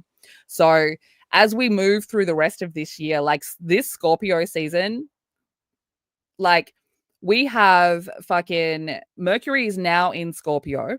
We're going to have the Libra new moon, which is again, like, so Aries and Libra being, that was the last axis that we were on. So this is the rebirth of these relationship energies and who we are within them. And then Neptune's going to fucking go back into Pisces at 29 degrees for like, and that's going to, people are going to lose their minds, right? If anyone in the chat, anyone watching this works in mental health or emotional health, just be fucking aware that on the 22nd until like December, there's going to be a fucking wild energy of people like facing ghosts and illusions. And so when the sun goes into Scorpio, that's kind of what we're dealing with, right? And Scorpio energy is that mystical energy, and it is this energy that wants us to like face these taboo issues. So as this eclipse gets brought in, like whatever is being birthed, right? Because we birthed this new version of ourselves. That Pisces eclipse killed the vampire. The Virgo part of that eclipse at the end of September was a culmination of a lesson and a healing. And now we move forward and we go through Scorpio energy, where we're transforming. Now we're like taking these things that we were once fearful of, that we were once, very shameful about or felt guilt about or had fear about, and we're taking those things and we're turning them into power. And we're asking questions of them like, why did I hide you in the first place? And we're going to be uncovering traumas from the past or ancestral or generational, all of those sorts of things. But we just keep getting more and more kind of connected to spirituality as we go throughout the rest of the year. And then middle of November, we'll have Mercury will move into Scorpio, and it will like solidify mindsets around these things, these guilts and shames that we have been dealing with. And then December will be very transformative because Lilith will move from Scorpio to Sagittarius. And so Lilith in Scorpio is uncovering secrets and wants us to be like in our sexual creative energy, wants us to like connect with the fucking very dark, feminine, mystical qualities. And then we get it into Sagittarius. And the difference, the story of that is very interesting because the way the zodiac goes, we have Virgo, right? And Virgo is very introspective. Everything is about themselves. Everything is their fault. Everything is overly critical. And then we go into Libra, and Libra goes, hey, other people exist, and talking to them is great. And having relationships with them is great, and we can learn lots of things. And then Scorpio is next, and Scorpio says, yeah, but those fucking people can't be trusted because they've all got secrets and they've all got darkness and they're all hiding stuff from me. So I don't trust any of them, and I'm not going to talk to any of them, right? And Simone, you're a Scorpio, I see there in the comments, so I'm sure you know what I mean. And then we get Sagittarius, and Sagittarius goes, I don't care if people are dark or light. I don't care if it's good or bad. I'm going to learn something from it. So when Lilith moves into Sagittarius, shit's going to get fiery because when it's in Scorpio, she's a little bit like, she doesn't trust as much, right? She's very loud on the spiritual side, but we're not really interacting a lot. And I know a lot of people are like single or have left relationships or are like pulling away from relationships with people. But once it goes into Sagittarius, she's going to be like, wild, let's fucking go out. Let's go and fucking meet people, and good or bad, I'm going to learn something. And so that shift is going to be huge. And then we have Saturn will be back in Aries then too. So it's like this whole shift of this new world coming in with this very spicy, very ready to fuck shit up kind of energy. Because the Pluto in Sagittarius generation, which you are, Harry, that generation of people, you are here to fuck shit up. That is your purpose. The Pluto in Scorpio generation, which let me see if I can get some dates. In Sag dates, right? So Pluto in Scorpio, Pluto, burn it to the ground, rise new, right? Phoenix from the ashes. So Pluto in Scorpio, power comes from burning shit to the ground, building something new. But Sagittarius energy is just quite literally to fuck shit up, right? Because you are higher learning. You have this fear of like other people's rules. And part of your purpose here is to fuck shit up. So let me get these days. The fucking Neptune as Pluto in Sag. So Pluto in Sag is like 1995 to 2008, basically on and off, right? So that generation of people who are currently about to fucking stepping into your power, right? So everyone born within that space, you are stepping into your fucking power because it's your job to fuck shit up, right? Now, you especially, Harry, because you are a Capricorn stellium, right? So the Capricorn stellium has kind of been trapped, right, for 16 years, like until November last year, right? You've been kind of trapped under this like fear and power coming from following the rules. So especially for you, because you've got Aries first house and an Aries north node, right? So for you, you have to be showing up as exactly who you are. That's what you're here to do. And through that, you bring transformation, right? And likely by starting small in relationship dynamics, practicing being who you are. So for you, the energy that's coming, this Scorpio energy, fucking stunning for you, right? Your Scorpio energy, Jupiter in Scorpio, 14 degrees in the 8th house. So a Jupiter in Scorpio is the energy of transforming trauma into fucking good luck, right? So when you are spiritual like you are and where your spiritual energy sits, like 8th house Scorpio is next level transformation. And so it's like as you transform, you get given more luck. As you transform, you get given like more reward for taking a risk on being who the fuck you are and doing what you want. And 14 degrees is the Taurus degree, and Taurus equal money, right? So Jupiter in Scorpio, 14 degrees, the money degree, transformation. Scorpio is also long-term investment money and money that you don't have to work for, right? So with all of this Scorpio energy that we've currently got for the next like 6 to 8 weeks, your focus, whether you know it or not, is building some kind of egg, some kind of fucking seed that is going to bring you long-term abundance and will transform that whole space for you. So, and I know that you've like shifted up the way you're doing work and stuff as well. So like, that's why. Yeah. Yeah. No, Yep. 100%. And obviously that came with like a, you know, since I have shifted up dynamics with my job, like obviously you're spot on. And I feel like, yeah, that can only get, you know, stronger, and it is only getting stronger. And that actually lines up perfectly. How long did you say? 6 to 8 weeks? Yeah, about 6 to 8 weeks while we're still in this major Scorpio energy. Yep.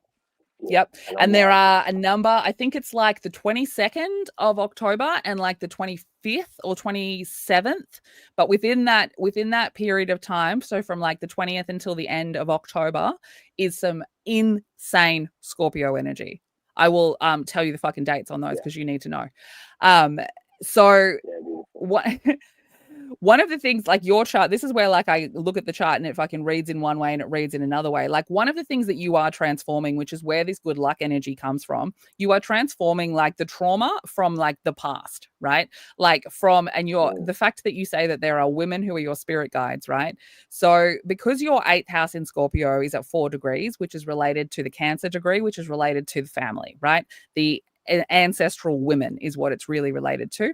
And so this is like you are transforming the trauma from the ancestral women and you are using it as fucking power to transform your life and to give yourself stability, right? And because right now Jupiter is in Cancer and it is directly opposing your 10th house. So it's like the expansion of family, right? So the expansion by looking back ancestrally at like what energies are there ancestrally. So you've expanded that so that you can heal it. So that you, as you are healing yourself, that expansion energy helps heal that whole generation, that whole lineage, right? And from that, you get these gifts, you get this luck.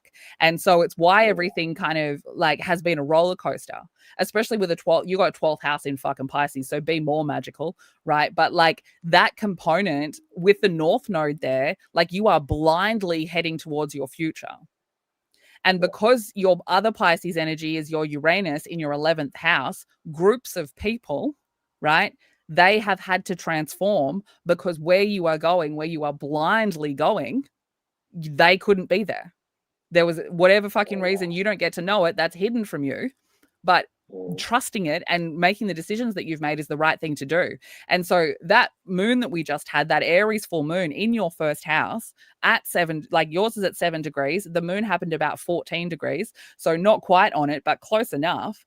But it's like it had to rebirth your idea of how you show up in relationships and what your like worth factor is with those relationships. Like am I feeling worthy to show up as myself? And if I show up as myself, does that change my standards with what I will allow in a relationship? Right? And so now the sun is in your 7th house, so it is like lighting up all of the like balance things, the cause and effect, right? Like, so how did this terrible relationship, what did that affect? How did this good relationship, what did that affect? And that's playing a part in it. And your childhood wound is playing a part in it, which like yours is about being fucking weird, specifically impacts your career, right? Like this wound of feeling too different, too strange, too outside the box affects your self-worth and affects your self-worth in relation to what you feel worthy of in your career. So that particular wound is like, it needs the right people around it. And next year, when we go into the Leo and Aquarius axis of eclipse, that is going to transform your belief in your spiritual energy because it's activating your Neptune. And you are going to be forming groups of people around you that are perfect weirdos as well. And that will help you, like your relationships will become like this helpful stepping stone for you to trust that you're showing up the right way. And then that transforms your whole fucking career space. So like it's wild how your energy looks like. And that eclipse, because your point of fortune, which affects your workspace, is in Virgo. And that eclipse that we just had was the start and the end of something for you. Like the start and the end of probably how you fucking judge yourself, right? Because you're very self-critical about that. Like the relationship you have with your body, the relationship you have with your mental and spiritual and like your physical world habits, you're very judgmental of that because you probably think they're too weird because they fucking are. Because you are weird, because that's why you have all of that Aquarius energy, right? Is because you are weird. And so like with your South Node in Libra, you're like programmed to put other people first always. And so this new moon was almost birthing this idea of like how to put yourself first and how to like know that like you can still have a balanced relationship, but it's not balanced if you haven't put yourself first at some point and figured out what it is that you want. Right. And so I feel like something's just clicked. You know what I mean? Like that's what I feel like right now. Yeah, absolutely. And it would have. Like you've got so much energy going on in your chart that is trying to like drop things into place. So, and like your ninth house in Sagittarius, that's only going to get more spiritual. Like that's only going to get more spiritual. And you have Lilith in Leo, which is what I was saying. Like if you have a Lilith or a Chiron in Leo, it can affect you, how you feel about your spirituality. It can affect being able to like feel confident in it. And yours sits at 28 degrees, which is the Cancer degree. So it does require you to nurture it. It does require you to give yourself some nurturing in order to fucking connect with it. But so much of this energy is like leading you towards being able to enact change in so many ways. Yeah. And I fucking love that. I fucking love that beautiful. for you. I appreciate but your emotional so space is fucking chaotic, mate. Like your emotional space right now is chaos because you got a moon in Gemini and it's at the Gemini degree. Like it's at the third house ruled by Gemini and it's at the Aries degree. So you got Uranus in there fucking shit up in your emotional space, like shaking you up emotionally like you're a fucking snow globe because it wants you to find the I am and it wants you to communicate your emotions from an I am perspective. Yeah. So chaos there, but for the purpose of good, for the purpose of fucking good. So yes. Now I'm going to put really empowered right now. Yeah. Can't lie. Yes, you should be. Like you fucking should be. I think a lot of people are feeling empowered right now, especially ones that have been riding with this fucking energy because that moon was off the chain. Like the fact it was a transformation moon, like it was an Aries moon, but because it's like Aries is ruled by Mars and Mars is in fucking Scorpio. So like, yes, it's a start of something, but it is also the death of something, right? It's the death of like being able to fucking let go of all of the things from the past that we have been energetically disconnected from, but we haven't been able to like empty the backpack of memories and ghosts and shadows. And that moon did that. It was like the fucking backpack is empty. Like stop searching around in the fucking dust and like go and find out who the fuck you are, right? So rebirth, mate. We're fucking in it. We're in it. And like I said, right? It yeah. really did. Like I feel like when I was looking at sorry, I just had to charge my phone briefly, by the way. That was the location change. But I feel like when I literally like my mum told me she was like, oh, go look at the moon. And for some reason, like I usually look at that stuff, but I didn't. And I was like, I went out and I was like, my jaw was on the floor. I literally texted my sisters and my mum and I was like, sent a photo and I got like the best photo. And I was like, this is the most fucking beautiful moon I've ever seen in my life. I just felt so connected to it. And then it was weird because I was like, I was literally like looking at the moon being like, fuck, man. Nothing is going to be the same in a few months. Yes, That's correct. all I could think. Nothing. Yep, correct. And that's that thing where you're like, you might not know the astrology, but you are aligned with it. You are aligned with it. And that's true. Yeah, and like, you know, it's the idea, like if you're going to get born, if you're going to be like rebirthed, right, then like pain comes with that, right? You have to be in labor. You have to be in labor. You have to like go through the pain of childbirth, the messiness of childbirth. You then have to kind of get to know yourself on the other side, and you have to treat yourself with a little bit of you know, a little bit more love because you're a baby. you know. You're a new baby and you have to like relearn yourself. So there is a lot of that. There's a lot of that moment. And like I'm you saying like I looked at the moon and it was the most beautiful moon you'd ever seen. And I'm like thinking like that's that moment, right? Like when you've come out of the womb and you take your fucking first breath and it's the most beautiful first breath you've ever had because you've never had it before. Like it's like, whoa, I'm fucking new, right? I'm new. I'm a new person. Yeah. It feels, but it's also there's no doubt that it's a fucking heavy feeling as well. Yes, absolutely. It's death. You know, like it's death of the old version of you. Like, oh, shit, did you lose me for a second? Yep, you're back. I got you. Yeah, like part of you dead, part of you died. The old part of us died. It is heavy because it is death. It is death. Yeah. Like, so yeah, the emotions are heavy. The emotions are heavy, and they're especially heavy because Neptune is retrograding, because like we are feeling and integrating and getting rid of emotions that like we didn't feel in these bodies. We didn't feel them in these bodies. Like it was a something from another generation. It was something from a different ancestor. It was like your mom's trauma. But like we are holding that energy in our fucking bodies. And so that's why, you know, the death card has been here. Yeah. Yeah. I mean, I've done so many readings that's had the death card and the tower coming up. Like that is the fucking energy. Like it honestly is. And you know, when you think of the death card, people always get scared of it when they don't know tarot, but like it's exciting. The death card, unless you're like flat out asking, I guess, if someone's going to die.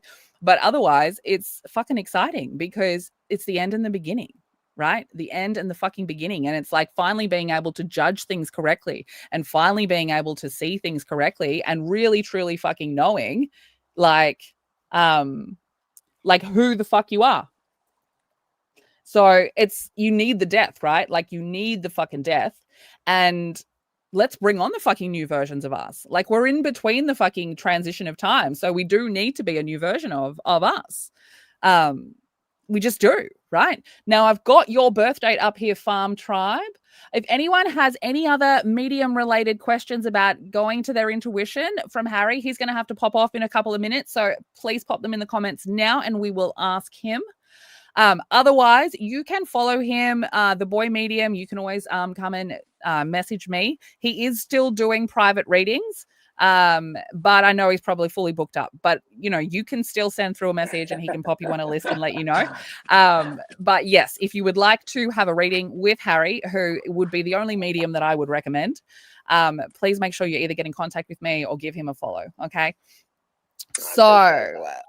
yeah, we should do more of these. Harry and I have been talking about doing live shows together. So, you know, you might be able to come see us live, but I think we should probably have, you know, maybe we should do every month or couple of months, just get on here and have a little bit of a spiritual chat for people. 100%. There's something like, this is my opportunity to say thank you for letting me come on and, you know, having me as a guest, because like I'm not even joking, I used to like I'm probably the most like unspiritual person in the world, right? Like and you know, before I met you, I didn't believe in like astrology, like all of that shit, and like since I've met you and like the journey that you've taken me on, without even knowing that you're taking me on a journey, you have no idea how much you've helped me. So, and it's the same for a bunch of, you know, everyone who's in this chat right now is here for a reason. So keep doing your thing, because you're really helping. Yeah. I mean, I love that. You've helped me too. You know, like you were the reason that I really started to trust my gifts. Like just from that first instance. Yeah. So like, I mean, we needed each other. And like I've said to you before, I think we've known each other from another life. 100%. And so, you know, if we've known each other from another fucking life, then of course. Yeah, 100%. And like the part that I think is funny about you saying that you're an old soul is because Harry and I met on TikTok. I didn't know how old he was. I couldn't see his face. I had no idea. And so when he told me, because at that time you were like 18, just turned 19 or something. And I think I was like 17. Yeah, and I was not expecting that. And so when I found out, I think you left me a message and said something about being at school, and I was like, how fucking old are you? Because you are very much an old soul, you know? And I think I feel like I am too. Like I've always felt like kind of an old lady, you know, old lady stuck in a young body. So I get it. I think that we're both kind of old people stuck in young people's bodies. Okay, let's have a look at this other chart that I've got, and you feel free to pop off when you need to, Harry. It's probably been say good night, and I'm going to say good night to all my lovely people on the chat. I definitely want to make this like a monthly thing. Yes, let's do it. I'll fucking lock that shit in. I love that.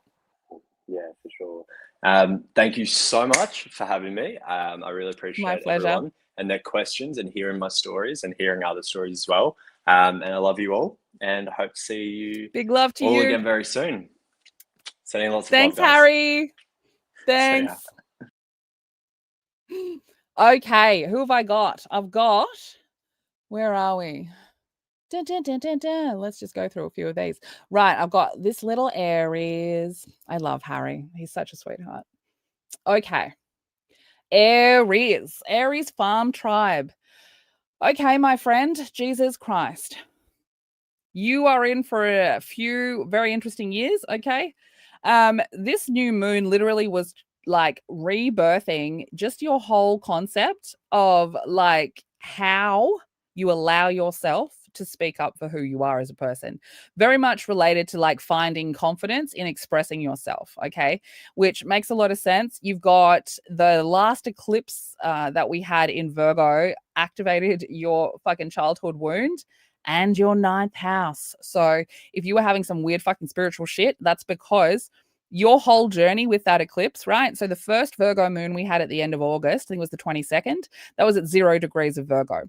And then the last one that we had, the second, which rare as well, the rare second Virgo moon, that was at 29 degrees, right? So your 8th house sits, hang on, let me see. I reckon I can put this up on the screen. Hold on.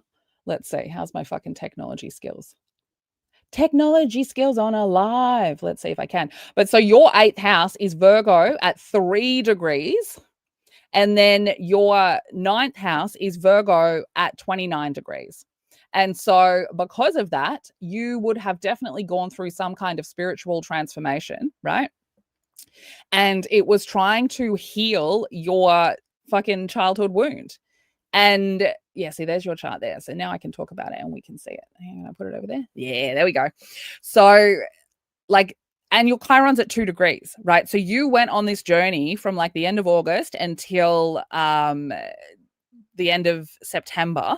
You were on this journey of healing that wound, of transforming that wound, and of finding your voice. Basically, it's got so much to do with speaking up for your needs, right? And because you have that double Pisces Virgo situation, it's so directly linked to your worth.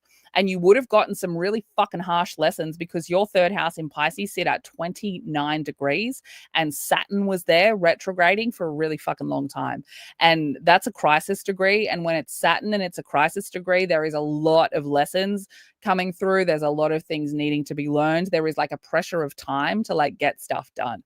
And so all of that pressure, all of that rebirth leading to this actual moment of birth where you get to sort of rebirth this whole concept of what your voice is and how you get yourself heard and how you find confidence in it. And definitely calling back to like past woundings, because we had Neptune also in Aries, Chiron in Aries as well, both retrograding. So really you would have felt so much like, I feel like there would have been a lot of repressed fucking energies, potentially rage mostly, because Mars in Aries, that's very rage filled. And like, because we were dealing with repressed emotions and we have been for a while now, that moon would have lit the absolute shit up out of that. So you probably felt like murdering people for a few days, to be honest. And you've got all that Scorpio as well. So like that moon was basically the Aries moon, but it involved so much Scorpio. And it like your Scorpio 11th house, you know, 11 degrees 10th house, fucking 27 degrees 10th house in your Pluto as well, your North Node. So like just absolutely, yeah, you would have. It would have been harsh. It would have been fucking brutal. You would have felt fucking everything. And because like your vertex there, so the easiest way that I describe a vertex is basically like a trigger point that gives you a fork in the road. And because Uranus is in Gemini, like your fork in the road is coming through very fucking chaotically. So it's like you're going to think that you have no choices, and then all of a sudden like a choice comes. And it's likely to be like through something fun, something that you find fun because of that. It's at 5 degrees in your 5th house, right?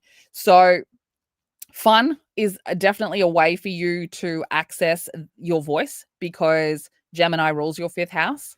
Panda. And your point of fortune is at 5 degrees as well. So all of these fives, you want to be like using fun energy and pleasurable energy to be able to kind of move through all of that. Yeah, seeing 2 paths. You would be seeing 2 paths. Absolutely. So one of the things to be aware of is that your Lilith and Chiron situation, that's going to make you kind of hold on to things that you don't need to hold on to and make you very judgmental of yourself, especially your worth, especially how you use your voice in relationships and how people see you. And Aquarius 1st house, which I also am an Aquarius 1st house, you know, it makes you kind of feel like forever. And because 11 degrees is an Aquarius degree, so it doubled down, that you were too weird, like that people saw you as too weird your whole entire life. And so like that comes and then you get those wounds and then it completely impacts everything. But it is the transformation of those things because of where your Scorpio is, your Jupiter, Scorpio, your point of fortune, your North Node, your 10th house. It is the overcoming and the transforming of those wounds that is going to leave you a fucking legacy, right? Like what you're here to do is something very spiritual, something very transformative, and something very creative. And, you know, if words were spells, then you would literally be able to speak confidence into people. Like you're probably very good at making other people feel confident and like not very good at it yourself. And you've probably had a lot of relationships that made you feel too fucking weird to be in. And you've probably judged yourself because of that. And all of those things would have been coming up. All of those things are related. And like, if you're feeling like you've kind of given up all of your fucking friends, then that's for a definite purpose. But with an 11th house in Sagittarius, you're most likely to meet your friends while you're traveling anyway. So go fucking travel. Like anytime you want to uplift a Sagittarius energy, you go and travel. But you're also like, there's just so much going on in your chart. Like you're almost done with your fucking Saturn return as well. That's going to get pretty harsh in the next couple of weeks, but then it's locked in. And for you, that's going to be a really spiritual change. And that's really going to affect your idea of self-worth. So the way that you are inputting your own inner belief system when it comes to your own spiritual journey is really fucking important, because you're sort of coming from this place of like South Node in Taurus, like being someone who wants to exist on the surface, but your challenge is to go deep because that's where all of your best energy is going to be. It's where all of your abundance is going to be. And like 10th house Scorpio, like I was saying to Harry, like 10th house Scorpio, that sort of Scorpio energy anywhere near career really talks of being able to build something that is like an investment that you don't have to work for, that like eventually will just be making you money while you exist. So that's kind of where you're heading. And this eclipse next year is in your 1st house. North Node will be in your 1st house and the South Node will be in your 7th house. So you will be really faced with the emotions that made you feel shit about yourself in relationships, so that you can sort of get rid of them and show up as your own weird self. And it wants you to kind of find out that like you felt weird the whole time, but that's just normal. And that the other person that you attracted, they were kind of designed to make you feel weird so that you could find a way to love that about yourself. And, you know, your Leo energy being your moon sign as well, like it's sort of, you didn't really have like the sort of mothering that you required to understand your deep emotions. And Saturn in Pisces tends to mean that you either had a father who was emotionally missing or completely missing, and that affects your self-worth as well. So there's a lot of stuff that you're kind of overcoming, father wounds, mother wounds, all of that sort of stuff. And you are going to be finding your people. Like you are going to be finding your people, but it will come next year when we enter that new eclipse. It will come with a lot of emotions, especially in relation to how people made you feel weird in a relationship. So you got some fucking big changes. This Scorpio energy as well for the next couple of weeks is going to be huge. You're adopted. So both parents. Yeah, right. Yeah, like a moon in Leo, it's kind of the energy of the mother is like kind of selfish, I guess, kind of very focused on themselves and not really focused on having emotional connection. So missing as well. But yeah, fuck. You're coming into a huge change, like a huge change, which is going to be excellent for you. Now, I had somebody send me their details. Where have I got her? Dun, dun, dun. M. All right. M, who can't seem to make any comments, but I've got her over here. So we're going to go through her chart. Let me see if I can put her up there as well. Oh, she's a Sagittarius, man. Sagittarius has been getting it. Your adopted mum is a narcissist. Yeah, fuck. God. And like that age group as well, like just like, yeah, 1994, right? Like that age group, the parents, the narc in those parents was real. And like part of the reason why, like especially Saturn in Pisces generation of people, like you had to be disconnected from the patriarchy, you had to be disconnected from the father, you had to build your own rules, you know? And so you couldn't have that around. You couldn't have that connection to like, oh, dad says this and, you know, dad says that. So there's a lot that comes with that Saturn in Pisces, but you're almost fucking done. You're almost done. And then you fucking don't have to worry about your whole life being turned upside down. Okay, let's put this other birth chart up here. Is this the right one? I can't really see it from here. Thank you. Is that the same one? No, different one. Okay, M. So, Em, you feel free to comment where we are chatting in the other chat if you need to, and I can answer any questions that kind of come up. So, I mean, this is a very emotional, you've had a very emotional fucking eclipse. You are very welcome. You have had a very emotional eclipse because you have been dealing with this in your moon sign and also in your Lilith. And also, where did she drop out because I've accidentally unplugged my fucking screen, but we're back. Right. So, and happening in your 11th house. So your friends as well, right? Like your friends you might have found some people out that were not very fucking honest, to be honest. And like the eclipse was kind of asking you to really notice who you're not having friends with, who you're not feeling confident around, and to get rid of them, right? So this Aries full moon would have really been like bringing up some really fucking dark stuff, right? Because your Aries sits in your 12th house. You can't really see it on there, but it does. Your Aries sits in your 12th house. And I make that a little bit smaller so we can see it. I can take this banner away because none of you are being silly. Down. Take you off. Hide. Perfect. Go back here. Excellent. So 12th house at 15 degrees is really like your curiosity and who you are as a person is hidden from you, right? So that's where this moon happened. So that means that you would have faced a lot of shadow shit, right? Especially in relation to how people made you feel uncomfortable in your own skin when you're in relationships with them and growing up. So this new moon is like birthing a whole new space within you to exist, like a whole new I am, because you haven't really had any access to it. And because it's so closely related to the Scorpio, it's definitely having stuff to do with your communication within relationships. And especially like Pluto in Scorpio, where that generation, that's 23 degrees. So like you probably have been made to feel, and this is like, hopefully I think I've set this to 18 plus, but you've probably been made to feel that the sort of sex life that you want to have is weird. Like you've probably had moments in your life where you have felt too much shame to be able to speak up for what it is that you want when it comes to your sexual energy and your creative energy, right?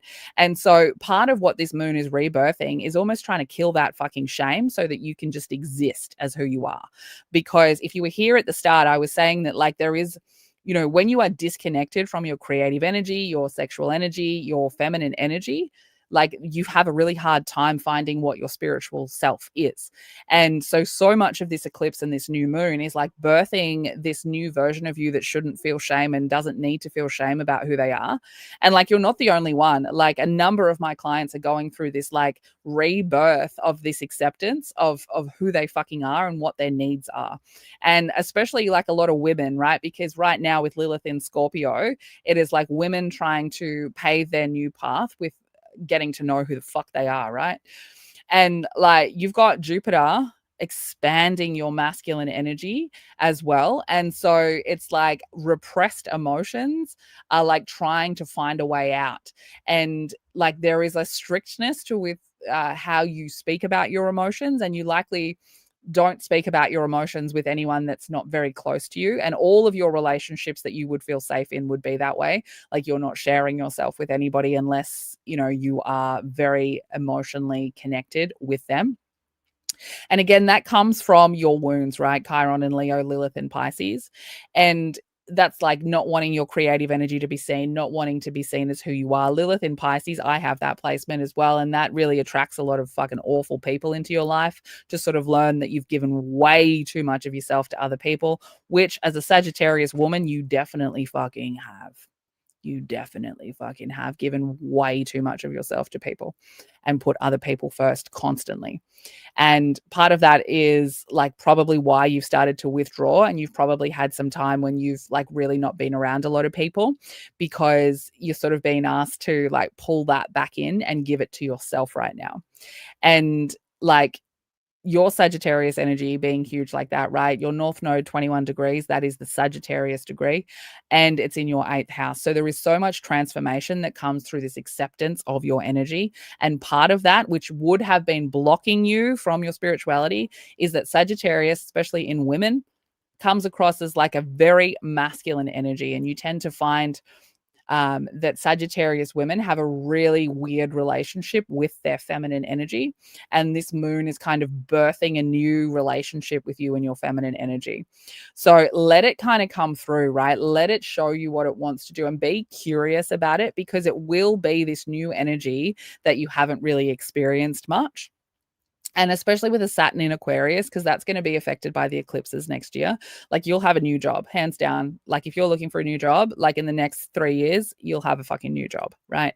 You are somebody who I would say, if you're not already, you need to be like running your own fucking business, right? Once you overcome that Chiron in Leo, you are in fucking boss energy. You're in your point of fortune. That eclipse is going to be forcing you to overcome that childhood wound of having your creative shit seen.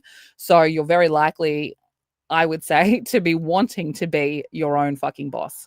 And with a 10th house in Aquarius, that's what you're here to do, right? Aquarius is power right now. You are here to create a career and a legacy from being fucking authentic, and through being curious about what that means. You know, there's probably not something that you really want to lock into, but there is something that, you know, you're going to build, and the next couple of years are going to show that to you.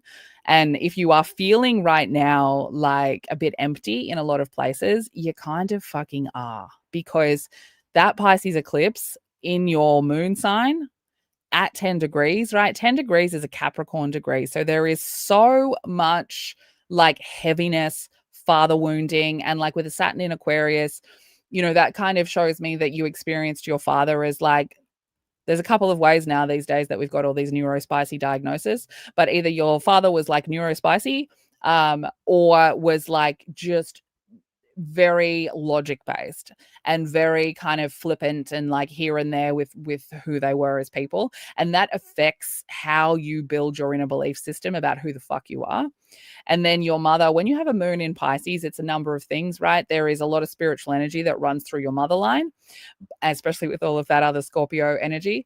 But it also, like, the way you experienced her affects how you see your career and your ability to achieve what it is. So much so. Like, it really affects that. And that's because when you have a moon in Pisces, you've generally experienced a mother who was either kind of forced herself to not have feelings, or had a lot of darkness, had a lot of dark feelings, maybe suffered from depression, those sorts of things. And so because a lot of your magical energy, a lot of your relationship energy comes from water placements, when you have that placement of the moon in Pisces, it can really affect your ability to connect. So you sort of, the sun in Sagittarius is the masculine energy, and then you have all of this wounding in that feminine energy space. And so these eclipses were trying to heal that and show those things to you. And it would have brought in, you would have had people in your life that you either you have to or you did get rid of since September last year, because groups of people would have been showing up as what they truly fucking were. And if you haven't gotten rid of those people and you are thinking about it, I would highly advise you do that, because in Scorpio season, we are going to be forced to do these things. We are going to be forced to face these things, and there won't be any getting around it. And Mercury is currently in Scorpio, so you're having a Mercury return, and you are really being asked to lock in the right sort of relationships that make you feel comfortable, right? And you're somebody who attracts people who need stability, who need optimism, who need someone to like sort out their traumas for them. So you would definitely have people in your life. And because your Jupiter is in Libra, which this moon was opposing as well, so it was really kind of saying, bitch, are you having fun with these people? Because get rid of them if you're fucking not. Because that impacts your inner belief system in who you are as a person, and you expand through relationships. So the relationship has to be a good one. And the relationships you have with other people affect how you feel about your own self, your physical body, how you look, how other people see you. It affects that. So if you're not experiencing good relationships, then that sort of throws everything else out of whack. And the rest of this eclipse cycle, the Pisces Virgo is going to be trying to get rid of all of those people so that when we move into the Leo and Aquarius, you are fucking ready to go and bring in whatever it is that you are bringing in. So much change coming in. You would have been like, if you have been an emotional wreck, that is why, darling, because especially Pluto in Scorpio, Lilith in Scorpio has been fucking rough on the Pluto in Scorpio generation, because Pluto in Scorpio is the generation of people that have generally experienced some kind of, usually themselves, but sometimes just the people around them, some sort of trauma related to the reproductive system, right? So sexual identity, gender identity, SA, like all of the things in relation to the reproductive system that could potentially be trauma, losing babies, not being able to get all of these things. And so when Lilith moved into Scorpio, we've all been kind of dealing with that. We've all been like really having to confront those things. And because Pluto is retrograding right now, that Pluto in Scorpio generation is like we really are confronting shame and guilt and things related to sex and creative energy and taboo topics. So there's a lot of shifting within your emotional space right now, which is something that you're probably not very comfortable with and you're not very practiced with. But some of it will just be coming out in your masculine energy. Like if you've gone off at people that didn't deserve it, that's fucking why. Because that Mars in Cancer represses all the fucking feelings, and then it wants to like fucking come out somewhere, and it's going to come out because with Jupiter in Cancer, so it's expanding your masculine energy and your voice, your third house. So it really going to come out very strict, very kind of father energy sort of way. You're probably actually working through a lot of father issues every time you're having a repressed anger fucking come out at somebody's face. But like, be very kind to yourself over the next couple of months, because there could be a lot of like relationship stuff coming up to be transformed, especially relationships that made you feel like a fucking weirdo or made you feel like you didn't deserve to be like seen for who you are. And like 7th house Scorpio, you probably have had people be very fucking deceitful as well. So a lot of the relationship stuff coming up could be quite traumatic, because 7th house Scorpio people always attract relationships that end up being lying, cheating fucking people. So just be kind to yourself. But you are in a huge shift, and you'll be a couple of years from now working the fucking dream job. So you're doing a good job. Has anybody else got any questions before we go? Because we've been over 2 hours now. So very fun. I will definitely be talking to Harry about doing more of these. And yeah, he and I have talked about doing maybe a live stream where we're both doing readings, where we can kind of all tap in and see if anyone like comes through, which will be very fucking fun. But yeah, we will probably do this again in a month. So if you have any questions for Harry or me, and you can't we can't ask them now, but like we can ask them in a month, in the next month. So we'll do one in November at some point. What's some fun energy we've got? Oh, the new moon in Scorpio. Holy shit, I just realized the new moon in Scorpio is on the 20th, and the number 20 is a Scorpio degree. That's nice. That's very nice. So yeah, if no one's got any other questions, I'm gonna fucking pop out of here. And the live streams always stay up on my YouTube for you to go and rewatch if you want to. For anyone who is interested in an appointment with me, I have currently got a sale on my recorded readings. And on my birth chart analysis readings, you will need the code Spooky Bitches for the recorded reading because it's Halloween. So I'm doing a Spooky Bitches a little discount for you guys.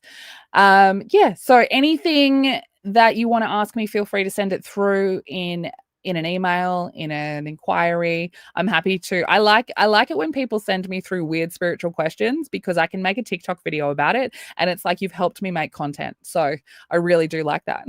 I really do like that. But otherwise, thank you so much for joining me. Oh no, you missed all of it. It should be up. It'll be up for you to watch at some point, Miss Charlie Owl. It'll come up onto my YouTube as a video that you can watch. So hopefully you can get something out of it without being able to ask questions.